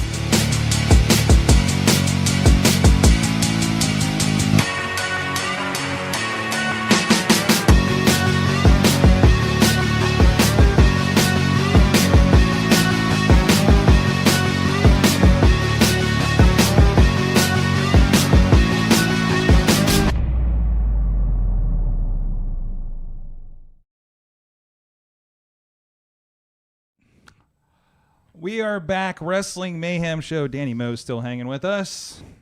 It's being quiet, but intern Tony's still here as well. Hello. Hello. Mad Mike as well. And last week we did a 20th anniversary. I said, boy, that's me. There we go. We did our 20th anniversary show, and people have been bugging me for the last time saying we should do something like this. So we did a wrestling show, 20 years of Wrestling Mayhem show. Again, Danny Moe was a part of that. Our friends Flippin' Ain't Easy, Gory, and Facade. Gory, one of our very first interviews on this show. Was he? Near 20 years ago, yes. And so it was really cool. And also, as I said at the end there, he's the reason that I started coming into local independent wrestling. So, because I ran into him, we knew each other from the Juggalo stuff that became the Wrestling Mayhem show. So, because I ran a website before, because of course I did. And I did not know that. Yeah, that's why this show is deep rooted in the Juggalo culture originally. So, despite none of my Juggalos, baby. Despite none of my co-hosts being Juggalos themselves, but I had a platform, and that's what we started. We were doing radio off of a server that I ran on Shoutcast, and we played ICP music and all this shit, and and I had like people logging into my server. Now we're doing the story I should have done last week. I had people logging my my server, being DJs on it in California at this point, and just people that I met on like Juggalo message boards and shit. And we did the whole community thing and helped with Juggalo Day at Kennywood, which is also something Gory brought up last Tuesday at the show. So I saw photos from that. Yeah. I mean, I'm sure there's probably some Gory and Facade in those old days, right? So like some other probably people we know in the area that were a part of that stuff. So yeah, know those guys from before they were even taking bumps. They should do it again, but we should all wrestle there. At Kennywood. I would love to. I think somebody is working on a wrestling at Kennywood, last I knew, so it hasn't in, but it has not worked out. I have a few ideas. It's on my list of things I want to have a wrestling ring in the city of Pittsburgh. I'm not going to tell you the rest because I don't want somebody else to do it. So Rise beat me to putting it at the museum. I wish I knew about that. Rise had a match at the Carnegie Natural History Museum. When? I don't know. I didn't know about it until it happened. Like, I don't know where it came from, why it happened. I didn't know if it got advertised, but apparently they put a ring in that area in the middle where those like big steps are in between the Natural History and the Art Museum. And they did a few matches in the rain or something. So that's pretty sick. Well, Enjoy did Stage AE. Was there anything else? I'd love the point. There also the wrestling in the library. I would love to do I've been kind of poking at the wrestling in the library thing. I'm trying to. I don't know if Does I it can. have to be quiet? Well, I want it. Yeah, I want it to be quiet. I want it to be because there's been some wrestling in the library things, and then there's been like the one where they were doing the one at the con, and they were getting complaints they were too loud, so they did a library match where everybody had to like quietly. So is it like also slow motion? Yeah, basically, so they didn't bump. Okay. So, and then everybody would shush somebody if they did bump too loud. Like, it was like a whole thing. It's out there on the internet. It's within the last year. It's tremendous, and I want that to just be the thing that happens. So the whole show. Yes. I don't... Listen, you see the stuff I share on my Instagram, right? Yes. And say, this is wrestling? Yes. You know the kind of show I'm going to book, right? You saw part of the kind of show I would book, yes. Right? So, yes. You know, we had the top rope table match, which I was just By the way, when I saw the swords, I'm like, I want to be in that one. I wanted to be in it. What's that, man, Mike? The fact that the top rope tabletop match did not end with a roll up is a missed opportunity. But everybody died. Okay, so that was like one of my few points where I got to like walk out to the crowd and just watch what was happening. And I walked by Chad the Shad, and he's like, "I was promised deaths," and I was like, "Who promised?" First time I'm like, "Who promised this?" I didn't put it on the poster. I don't know who did this. Was there a promo that I missed before this match? And then, like, I didn't announce it, I know. And then everybody started killing each other with swords in the match. And I was just like, are you happy now? And you know what? The first time swords have actually been used in a no DQ match. I don't know if it was a no DQ match, but it was like what did I say? Engine Master rules. Weapons of a fantasy nature were allowed in the match. And I forget what the other role was, like something about the roll of the dice and everything. But anyways, to roll for initiative. I have gotten multiple messages. Respect to everybody else in the card that did amazing, but I had multiple messages about that was everybody's favorite match on the card. So, fair enough. Which I thought there was like 3 fucking bangers on that show. Every match though was so different. It was tremendous. Every match was very different. Yeah, like everything stuck out, you know. So, and again, I was just like, hey, what's interesting, you know? And in accidentally booking first time matches, you know, I was like, hey, I knew like you and Liberty, I was like, you guys haven't touched, right? Let's do this. Yeah. Let's do this. And I had a couple ideas around that, and I'm glad we landed on you, because that worked out so great. That was random too. Mm-hmm. I feel like we were randomly messaging, mm-hmm. and then it just. And I was like, hey, have you ever something? Yeah. So I was like, what day? A Tuesday? Sure. Tuesday. Let's go. Not doing anything. Who's busy on a Tuesday night? That's right. I'm normally sleeping at that time. Tuesdays, I get so exhausted. There's a show that I used to work up in Detroit called Combat One, and they would have their shows on like Wednesdays and Thursdays, and it would be and some of them were at like this skating rink. Violent J was there, and it was outside of Detroit in like a suburb, and they drew like 400 people, and I'm like, what is this fucking world right now, right? Like, it was like, I'm like I heard this, I'm going up with Ref George, and I'm like, what the fuck is this? Like, this doesn't make any sense. And we show up, and literally everybody else did, and it's like in the middle of a skating rink, and it's like a play place behind us. I was sitting with she's the new one on the Ash by Elegance group right now in TNA, and we're just like, I kind of want to play in the play place, you know, like, you know, and it was like a blast, right? That's the ones where Cruel almost took out my cameras. And Cruel's a big boy. He's a big boy, and he's just tossing security at my hard cam, and I'm like, bro, don't show. And you know, so that's a thing. But anyways, what the hell are we? I have questions from the chat room on things because I was like, Liz. Did you want to get my impressions before we go? Yes, Mad Mike, you watched it. I could not figure a way to integrate you or fly you in on a school night to be a part of this show. So Yeah, I was kind of curious your thoughts. So I attempted to watch it live last week. Yeah, that didn't work out. That was the first Yeah. part. No, but I said in the chat room, and Tina agreed with me. It was like it gave me nostalgia to when I would try and watch the pay-per-views I couldn't purchase on pay-per-view. So I'd watch the scrambled porn version. Yeah. Yeah. Where you can hear the commentary, but you can't. And like, is that The Rock? Maybe, I don't know. Which is funny since we were talking to Lawless the week before about those like TV Guide pay-per-view previews too. So it was kind of on that vibe when I saw that note. Yeah. So yeah, our streaming server died, the one we pay for. So Great. So we had some ins and outs to make sure that's okay, since we had to do something with some bigger promotions that weekend. So we had a conversation there and straightened out what went wrong. So that was the first issue. The second issue was when you guys lost your porn pay-per-view access. Apparently, at some point, the power went out randomly while I'm in the ring. At the end of the Bradley segment, and I panic and just call the co-hosts in early because I'm like, we're tossing to a video. When did the power go out?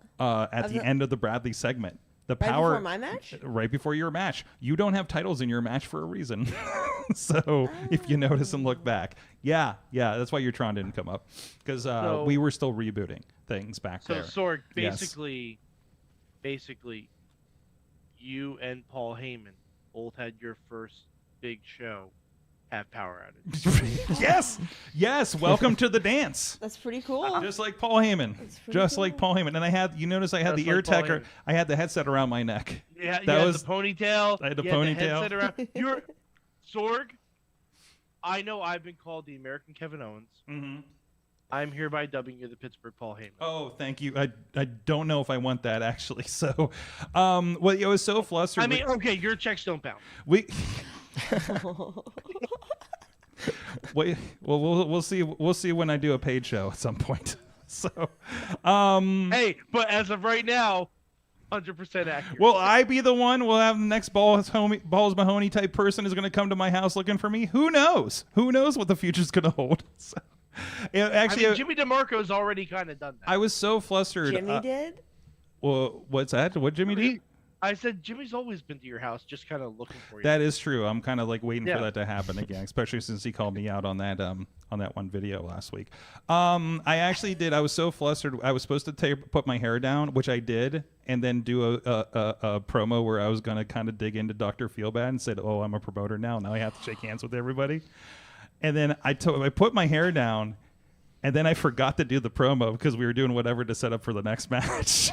Because we killed a segment, and I was moving stuff around in my head, and I literally like got out of the ring. I was like, "Fuck, I didn't do the thing. Fuck, I had my hair down and everything for no reason," and like kind of thing. I'm like, I was like looking at like the video's playing, and I'm looking at my video guy. I was like, how am I supposed to put this headset on? I don't understand. like I'm logisting this shit in the ring. Add it in post, Sorg. Add it in post. Yeah, edit and post. There you go. Well, I did it now, so. I was supposed to make a joke about how I have to get with everybody for the next show so they can get their tickets and their seats and everything, because he does that during the intermission every show. So, and we have a good history of messing with Dr. Feelbad on this show from the early days. So I thought it would have felt right at the moment. But again, we didn't get to it, but that's fine. T-Pop is asking, Sorg, how did you like playing the role of ring announcer for Mayhem 20? I did not endeavor to be a ring announcer, but I just kind of did the math, and it felt like the right thing to do because I'm here, like I'm the face you see, so I should be the face on the show. That's the anniversary of the show. So, and I was like, hell, let's try this. Maybe I'll like it. Maybe it sucks. Who cares? I'm a fucking podcaster, right? So, and we're just going to have fun with this. I kind of enjoyed it. I don't know if it was any good, but I like there was a point where like I thought you killed it. Thank you. Personally, I thought you killed it. I thought, because I did watch the show the next day. Yes. When it was all up and everything. I thought you killed it as a ring announcer. Eamon and Toddy were phenomenal I love those two. on commentary. Yes. They They're were great. so good. Yes. Like, it's just wild because I've never really, I don't get a lot of time to watch indie stuff. So, it's the first time I've really heard Eamon do commentary Mm-hmm. on a show. He's fantastic. And it's just wild to think how we knew him Mm-hmm. and where he is now. And, like, it was You absolutely should hear him as a ring announcer. He sounds like I'm sure. the classic best you can hire like Yeah. independent wrestling ring announcer. Honestly, I right? believe it. I Like- believe it. Eamon's a fucking utility player as far as indie shows go. And then he also brings Merlin, who can also run audio for us and help out. So like it's fucking great. But I'm so glad Merlin, like, I didn't want to give Merlin a job so he could just appreciate the show and have fun. Because we make him work at those VCW shows, and those are the most hair pulling shows sometimes. So hey, listen, when the booker's beast, man, it goes the way you think it's I gonna keep fighting go. him to book me, and he won't. He doesn't want to bring him to West Virginia. Hey, it's a lot of fun we could do down there, and who knows, you'll end up fighting Super Oprah again or something, right? Didn't you do one of those recently? In the last couple of years? Yeah, I only did one. With Oprah? Yep. I got whammed, like the corner spot. Oh, no. Oh my god, I was like, oh fuck. Jeez. That's Yeah. well, just like Beastman, like when Oprah's moving, you can't stop. No, I loved it. No, it's pulled her great. wig off, I think. I don't Yeah, remember. that's when it turns, Oh, yes. Snatching wigs. Mhm. Dude, I need to go. I feel like there's probably Wait, some wait, really wait, funny wait. clips from there. Has Mad Mike watched the Super Oprah match? Probably not. You need to go. Well, watch that needs to happen. Okay, we need to send some I stuff. have a 2-year-old. Wait, and very, It's very not that Like, bad. put some headphones on, My you niece know. was there. You just see what Oprah does to George. I can only imagine. T-Pop, Right. find a match for him. You're in my research department right now.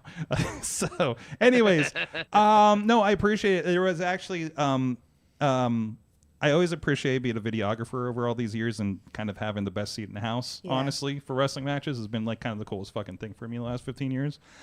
But it was a point where like it was like your match or the tag team match where I just kind of went to George's like, I kind of like being in here during this, like it was really cool to be in that position, Oh, like last week? Or, Yeah, was last that week. 2 weeks? Last Was that Tuesday, yeah. Tuesday? Was that last week? That was last Tuesday. I know it's been like a Oh my month since last God. Tuesday.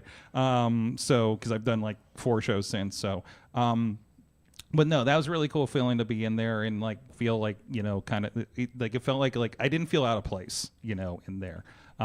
Which I've never wanted to get in the ring out of respect for everybody. It felt I'm like, natural with you in there. it did feel natural. So maybe because I've just been watching it for so fucking long. But it felt right. I'm not going to do that. No? I'm not going to become a regular ring announcer or anything Well, for like your that. shows, No, yeah. Like not even like maybe if we do another anniversary show, maybe this becomes an annual thing. I don't know. Maybe we could. I don't know. But otherwise, if there's anything else, I'm not going to be there. Eamon's going to be the fucking ring announcer. Like, I'm gonna okay, stay let's back be here. like, we're going to like, I need to be on production, honestly, because if I were to run a show, there's certain things I want to do with shows that I don't feel that anybody in Pittsburgh currently does. I've said this to multiple people, and I need to be in charge of that because they're not things that anybody knows to do in Pittsburgh, but we've been doing at other shows in other places, And in they other pick it states, up. in other, levels and things like that. That I feel like if you brought it in, it's going to change the game a little bit for Pittsburgh wrestling. We introduced some of that at 880, obviously. On like the no budget version. So, but yeah, no, and I think and Joy's doing definitely something that nobody else is doing as far as presentation, obviously. But I still think, yeah, episode 1000 is coming up shortly. I'm not doing another wrestling show for 1000. I'm not doing a wrestling show for 10 episodes from now. That's not happening, guys. Okay, we're just going to do, that's going to be the everybody gets in here and we reminisce Oh my show God. for 3 Wait, hours. Sorg, Hmm. I didn't map this out. Do we know when the 1000th show is yet? Do the math. Do the math. No, God, it might be WrestleMania week. Now I think about I was it. gonna say, is it during Mayhem Mania? It is probably during Mayhem Mania.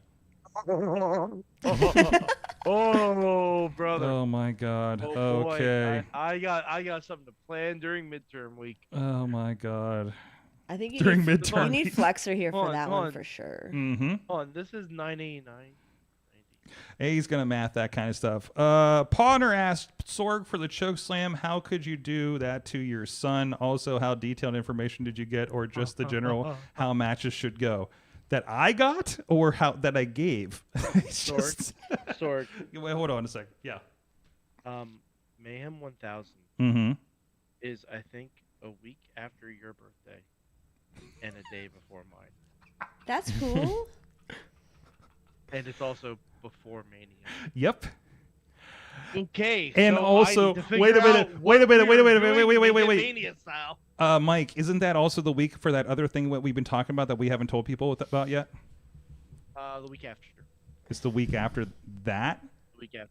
Okay, so maybe I'm conflating things, but it's the week after. Okay, we got to talk Yeah. off air for this. Yeah, we were yeah. going to give something away by accident that we're working on here. How do you choke slam your son? You know what's? Hey, I did actually no. I choke slammed Reese.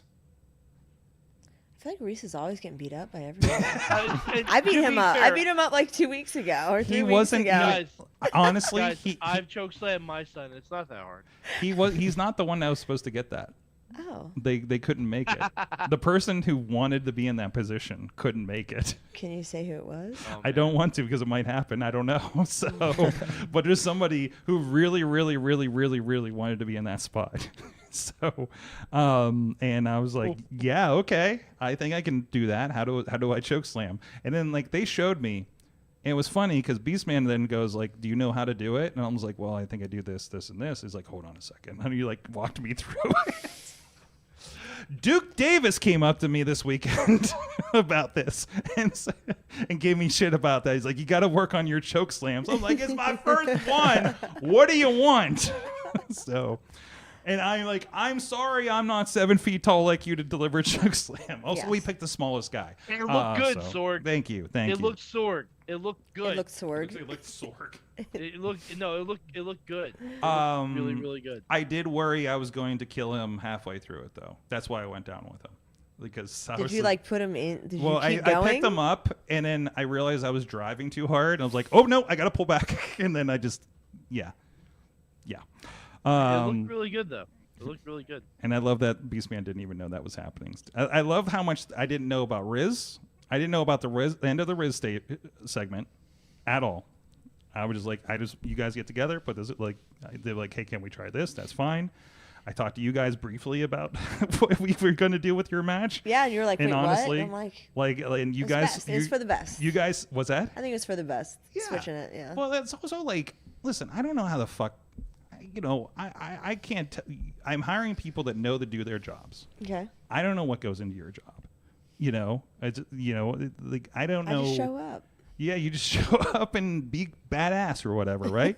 So I'm just like, you guys are gonna get together. You guys are gonna make some fucking beautiful. What has Ronnie Nicole play the beautiful, brutal art that is professional wrestling? We're recording some stuff with her, so it's on top of my mind lately. So look for that in February. Spoiler. But no, like I'm hiring people that I trust.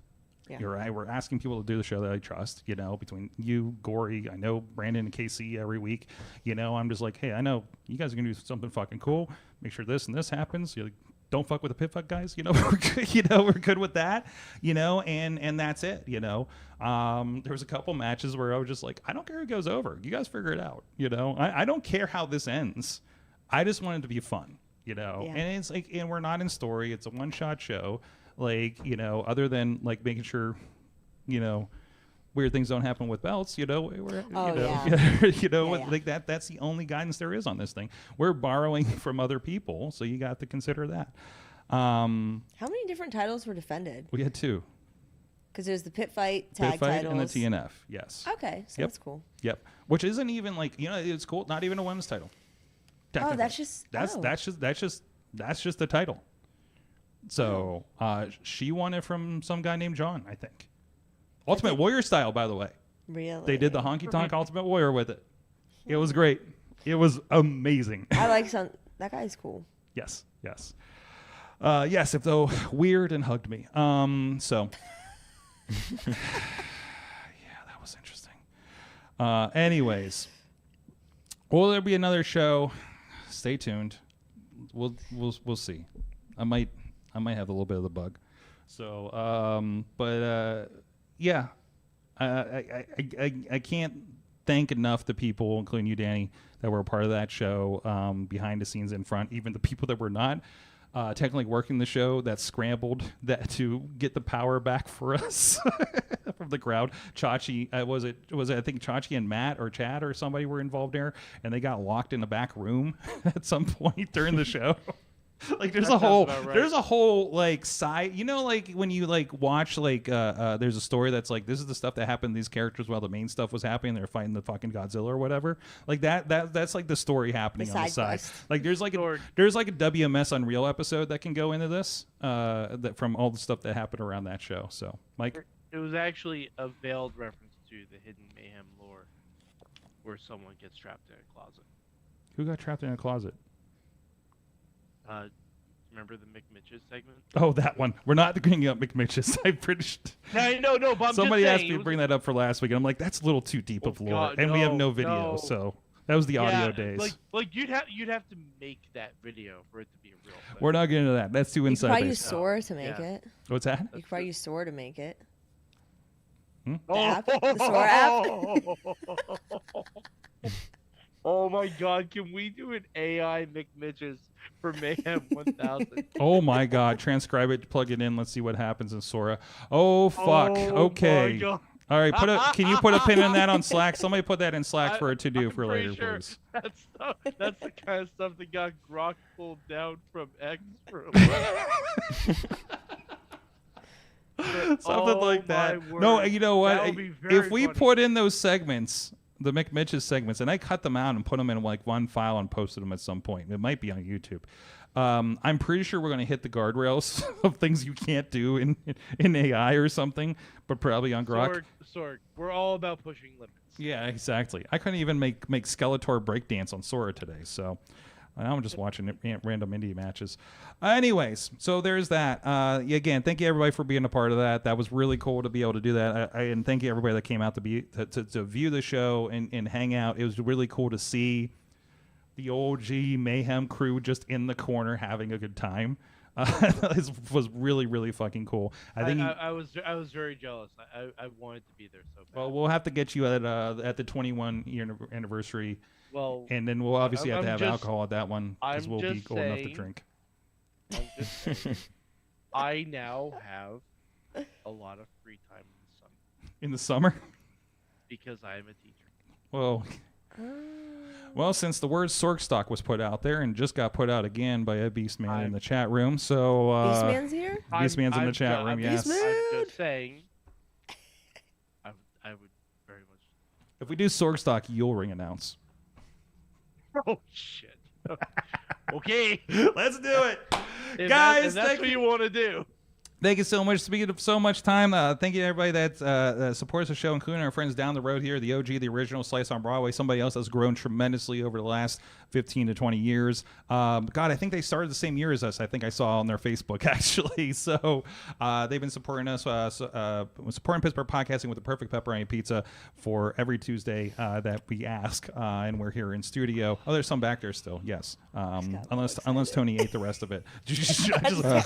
Oh, don't worry. There's still some left. I think she's more excited than when John Cena entered the room. Slice on Broadway, more exciting than John Cena at your seminar. You can use that, Rico. Anyways, Beastman's very familiar with that. He destroyed them one time. So we should have him come back. Remember, kick the door in, not down. No. Gonna get us in trouble. Thanks, guys. SliceOnBroadway.com. Let them know the Mayhem Show sent you. It is time. I had that question for you. I don't know, man. Then we'll wait for you for last. But anybody in the chat room, Tony, Matt, Mike, what did you learn from wrestling this week? Okay. Actually, before that, I had a message that of what not what I learned, but I'm learning from the chat to follow up on our conversation later. Where is the part? T-Pop mentioned and this is not what he learned. I just wanted to get this in here because I forgot at the beginning of the last segment. Sapphire Reed also once dressed up as John Cena during the Multiversal Rumble in Pro Wrestling Eve, which was a match where everyone wrestles in a different gimmick. Yes. Oh, is that on YouTube? I want to watch that. I bet it is. That sounds right up my alley. And that's an idea I want to steal. So. Oh my god, that sounds right up my. It's funny. I'm not. That does kind of take one of my ideas. Wait, was that one of your Mayhem Mania ideas? It still is. Okay, It still okay, is. we can still do it. It's not. That's okay. We can import it from the UK. That's fine. It's Copyrights don't apply. It's going to be phrased in a different way, and it's going to be a different person hosting that week. And it'll be less British. Decidedly. Unless we get Vim in. Anyways, Mad Mike, what'd you learn? So Sorg, I sent you. I put a link in Slack. This is a match that I saw late last year when I was wrapping Christmas presents on WoW Superheroes. Okay, since we're talking about a lot of women's wrestling, I wanted to bring this up because I kept meaning to bring this up and forgot about it. WoW Superheroes is a show that I see randomly pop up on my cable feed. They had a whole set of shows. Is this at Fremont Street? Dude, yeah, that looks Fremont so Street. cool. I heard about that this. looks so cool. Fremont. I will say, the wrestling is fine. The atmosphere is one of the best I've ever seen for a wrestling show. You know, I am begging whoever is running any kind of indie promotion during WrestleMania week this year, book the Fremont Street experience. So, like, look at it. I know, it That looks so is- cool. there were shows. The entrances were so dope. So The entrances were amazing. There were shows last year that were, at least one happened and one was going to happen. It got canceled because of some chicanery with some talent, I think. But they were down at least at the Nerd Bar down there at Fremont Street, which is very wrestler friendly. So also has a giant penis you can bull ride on. Yeah, you can. Yeah, you want to go? You want to guess who told me about that? You Who? I did? Joe Dombrowski. Sounds right. And also, I think Santana Ortiz were trying to fight in that cage that they have in there. So, because there's like an MMA cage in there, right? Well, at least there was when I was there. It's Micromania. Micromania. But Yeah, they're in the back. There has been like an MMA like mini cage that the Bronco penis was inside. At least when I went there and when it was described to me previously. So like I think they That move wasn't it in and their out. I think they do a Mania lot of Week things. or They Power also Slap have Week. Mike. They have some of the original Ninja Turtle movie heads too. He has a lot of cool shit in there. It's a place to go. That's wonderful. Nerd Bar, Fremont Street, highly recommended. So, anyways, Okay. yes. Duly noted for my next Vegas trip. No, But this I love putting rings in like places like this. You know, like how Taco Mania's in the middle of the fucking street on the south side. I was feel so cool in glued that ring. to the whole, I was glued to the whole show. Yeah. Like as soon as I saw the location, I'm like, I don't know any of these wrestlers. I'm watching this entire show. I just kept it on because the atmosphere and the energy, like for people that, you know, conservatively no one knows. Like it's all like they're on TV, yeah, but like if I said to you a bunch of names, you might recognize one or two of them. Well, even you may not But, recognize them because like Ray Lynn has a different name there. So for No, instance, I know, Yeah. but that's what I'm saying. Like, yeah. do I think the crowd there were big, you know, indie wrestling fans? No, I don't. I think they were just there to see a live show. The atmosphere was amazing, and I would love to see like a GCW or a Bloodsport in that kind of environment. That would be wild. That would be absolutely crazy. I love it. So that's what I learned. That like if someone isn't booking that for Mania weekend, we need to get that out. I think JCW announced something for Vegas weekend. Yeah, Stranglemania. Stranglemania is the happening. midnight spot. Yeah. And I presume that's in that spot. Oh no, is it is it part of Collective now? It's part of the Collective. Oh, okay. Yeah. Okay. Because like if no one can book the Sphere, at least book this.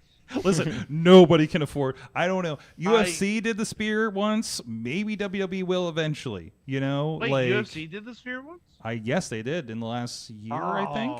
So okay. yeah. So and same company. So I'm sure they did a cost assessment on that. I want stand and deliver in the sphere so badly. Can people afford the tickets? Yeah, that's. I mean, will it really be any different than what we're paying at the other places? Dude, I just paid $300 for standing room for No Doubt at the Sphere. Totally worth it. That totally worth it. I just paid $100 for seats at a house show in Pittsburgh with WWE. If that tells you how things are going, right? Like the cheap tickets were $60. I remember when it was $20 walking in the door. Yeah. And there was nobody upstairs, and that was full. Like they didn't have the entire upper bowl, but they had like a third of it open. I've talked about it on the show, I think the last time we were here. And I've never seen that full of a house show in all these years, you know. And hey, if people are gonna pay it, they're gonna keep bringing it up, you know. Yeah. You can always go to the cheaper show. You know, AEW starts at $20 like when they come to town, which arguably might be a better show for some people, you know. So, there's competition, or support your local indie wrestling. That may top out at $20, you know. So, there's always my options. Indie does not, sadly. What? ACW. Oh, they book like crazy talent though. That's I think I kind of want to go to the next show because. Like down in Florida? EC3 is going to be there. No, up his area, up New York. EC3 and the Hardys are going to be there. So. Dude, side note, what I learned, EC3, Trouble, is fucking alive and well this weekend. Okay? He came back. Trouble. He's no longer affiliated with the NWA, but Exodus is. His contract expired at the end of the year, and there was an announcement on it. Although we did have the NWA champion, Thrillbilly, there, who is amazing, and I talked to him. Listen, man, I remember seeing him at AAW, and I thought he was the greatest fucking thing, the fucking Thrillbilly, and I haven't seen him in a while. I was like talking to this fucking dude in Zubaz with a big beard, and I was like, I've been watching some of the TV here and there, and I had no fucking idea who he was. I'm like, what the fuck is this guy? Why do I think I know this guy? And then I saw him later. I was like, oh fuck, okay. He's transformed himself. He came out in a Zubaz when he gave the contract to Pretty Boy Smooth, though. So for the announcement, it came back together in my head. But anyway, also congratulations, Pretty Boy Smooth, officially contracted with the NWA. Yeah. That is an individual that has been putting in the fucking work. Holy shit! And I'm glad to see that it's paying off. He's a contracted wrestler with a television product, and fucking deserves it. I know, seeing what they've been doing there up in Exodus, they've really been building up to see what he did with that championship and everything. I think he's got, a really professional head on his shoulders on things, and just, carries himself differently. Yeah, because he was an athlete prior to getting to wrestling. Oh, absolutely. Because I met him at AIW like 13 years ago. Mm-hmm. It's like, God, he's still almost a wrestle baby to me, but I forget he's been around this long. He's been around, right? Yeah. So, but yeah, I guess that was almost 10 years ago where I met him for the first time. So, but because it's around when Duke and Gannon were starting to come up together. Right, and I remember specifically being at IWC and just looking around. I was like, I'm just so glad there's people taller than me here. Are so tall. That was the other thing I felt bad why I can't be an announcer. I'm fucking taller than the entire roster. I can't fucking do that to the people. That's why I was almost canceled from being a videographer because of that for a while. Norm Connors pulled me from ringside. Oh. Yep. So then they started booking Pretty Boy Smooth, and it wasn't a fucking problem. So there you go. Have you figured out what you learned? So it had to be weird. Like, I feel like nothing was it can be whatever you want. No. Weird. Yeah. Because I feel like everything was so good and positive and just like to be better. Anything you learned from the Hangouts? So many things. So many things we can't say on air. Yeah. Lots of stuff. But, Cena did say, if you think that you know it all, leave. Mm. Yeah. I like that. Like, that's your time to go. I like that shit. Yeah. That applies across the board. I feel like I show up all day, every day, not knowing anything. So I'm gonna continue doing it. It's kind of like somebody reiterated this because they were on Twitter and were like, I can't be the smartest person on here. Went to LinkedIn and says, oh, now I'm not. You know, it's like if you are the smartest person in the room, you need to change the room in anything that you're doing. Tony, except teaching. Except teaching, you should probably be the smallest one in the room. I'm gonna say it's okay that I'm the smartest. At least for the moment. I mean, it's okay if you're not the smartest one in the teacher's lounge, but you know. Tony, what'd you learn? What'd you learn from last Tuesday? Well, the one thing I was gonna say, which you kind of already touched upon, was that Riz does a pretty nice stunner. I know, right? Pretty good. It was pretty good. But then I also learned like firsthand the chaos of when a wrestling show, like the live production end of things. Yeah, how did you like shooting a segment without anybody in your ear? Yeah, well, at first I thought it was just me. So then I looked over to Missy, but then everyone is scrambling. That's right. The power took out the headsets yeah, too. And it was like making like a beeping sound. So I was like, oh, it's my camera. Like I messed something up. And then I look over to Missy, and then I see everyone over there scrambling, and I see the projector's not working. And then I look around and like everyone's like shuffling to try to figure out what's happening. Mm-hmm. So then, I mean, it was nice that it wasn't an actual 880 show because there was a lot of people there to like work it out. It's just our anniversary celebration. Yeah, it's just the anniversary celebration. Yeah. Yeah. But I mean, it was a lot. Yeah. But the show itself was really fun. It was so fun to do. Good, awesome. And we only made you do 4 matches and a lot of talking. Yeah. So I warned everybody it was going to be like a Raw. From the chat room, Partner learned to keep his head on the swivel when in the crowd. Also, some people are very sweaty before their matches. So sweaty. So sweaty. So sweaty. So much oil. T-Pop learned that he needs to start petition to get Sorg a spot in Enjoy Wrestling's Enjoy Odyssey match March 14th so he can chokeslam everyone. No, I'm fucking producing the show. No, we're not doing that. You could come out. No. From behind. We're live. We see what happens when I was in the ring and what happens in production as it is. So, right. What's that, Mike? I just want every time you show up now, people just scream, choke, slam, choke. Oh, no. Do not start that. If they fucking do that on the roll call on Thursday, I'm walking out. No. I think everyone should do it. No. I'm trying to think of anybody in the chats in the audience for that. But anyways. Choke, slam, choke, slam, choke. I was trying to see if Enjoy was double booked, so I had an excuse not to be back there. Anyways, I think I touched on... You gotta get a receipt now for the choke slam. I gotta get a receipt? From Reese? From Reese? Yeah. Oh, yeah. Beast. Oh, he's tag partners with Beastman, so Beastman can help with that, right? No, Beast because friends? we turned Are they Beast friends? because No, but the whole thing, anyways. You're right. Fair. Meeting your wife, introducing your wife is greater than Beast friends. That's what we learned. That's what we all learned on Tuesday, right? That was the logic I went with. So we're like, well, why is he here? I was like, Beast friends. Of course. You know, it makes sense. So, and also, I love that Beastman goes everywhere in the fucking full-on tracksuit for Big Japan. Yeah, like, he was in it. Like, I was like, you look spiffy. He does. You know, like it really is business Beastman now, isn't it? Mm-hmm. I'm here for it. We may not see Cool Beastman again, although we might. I don't know.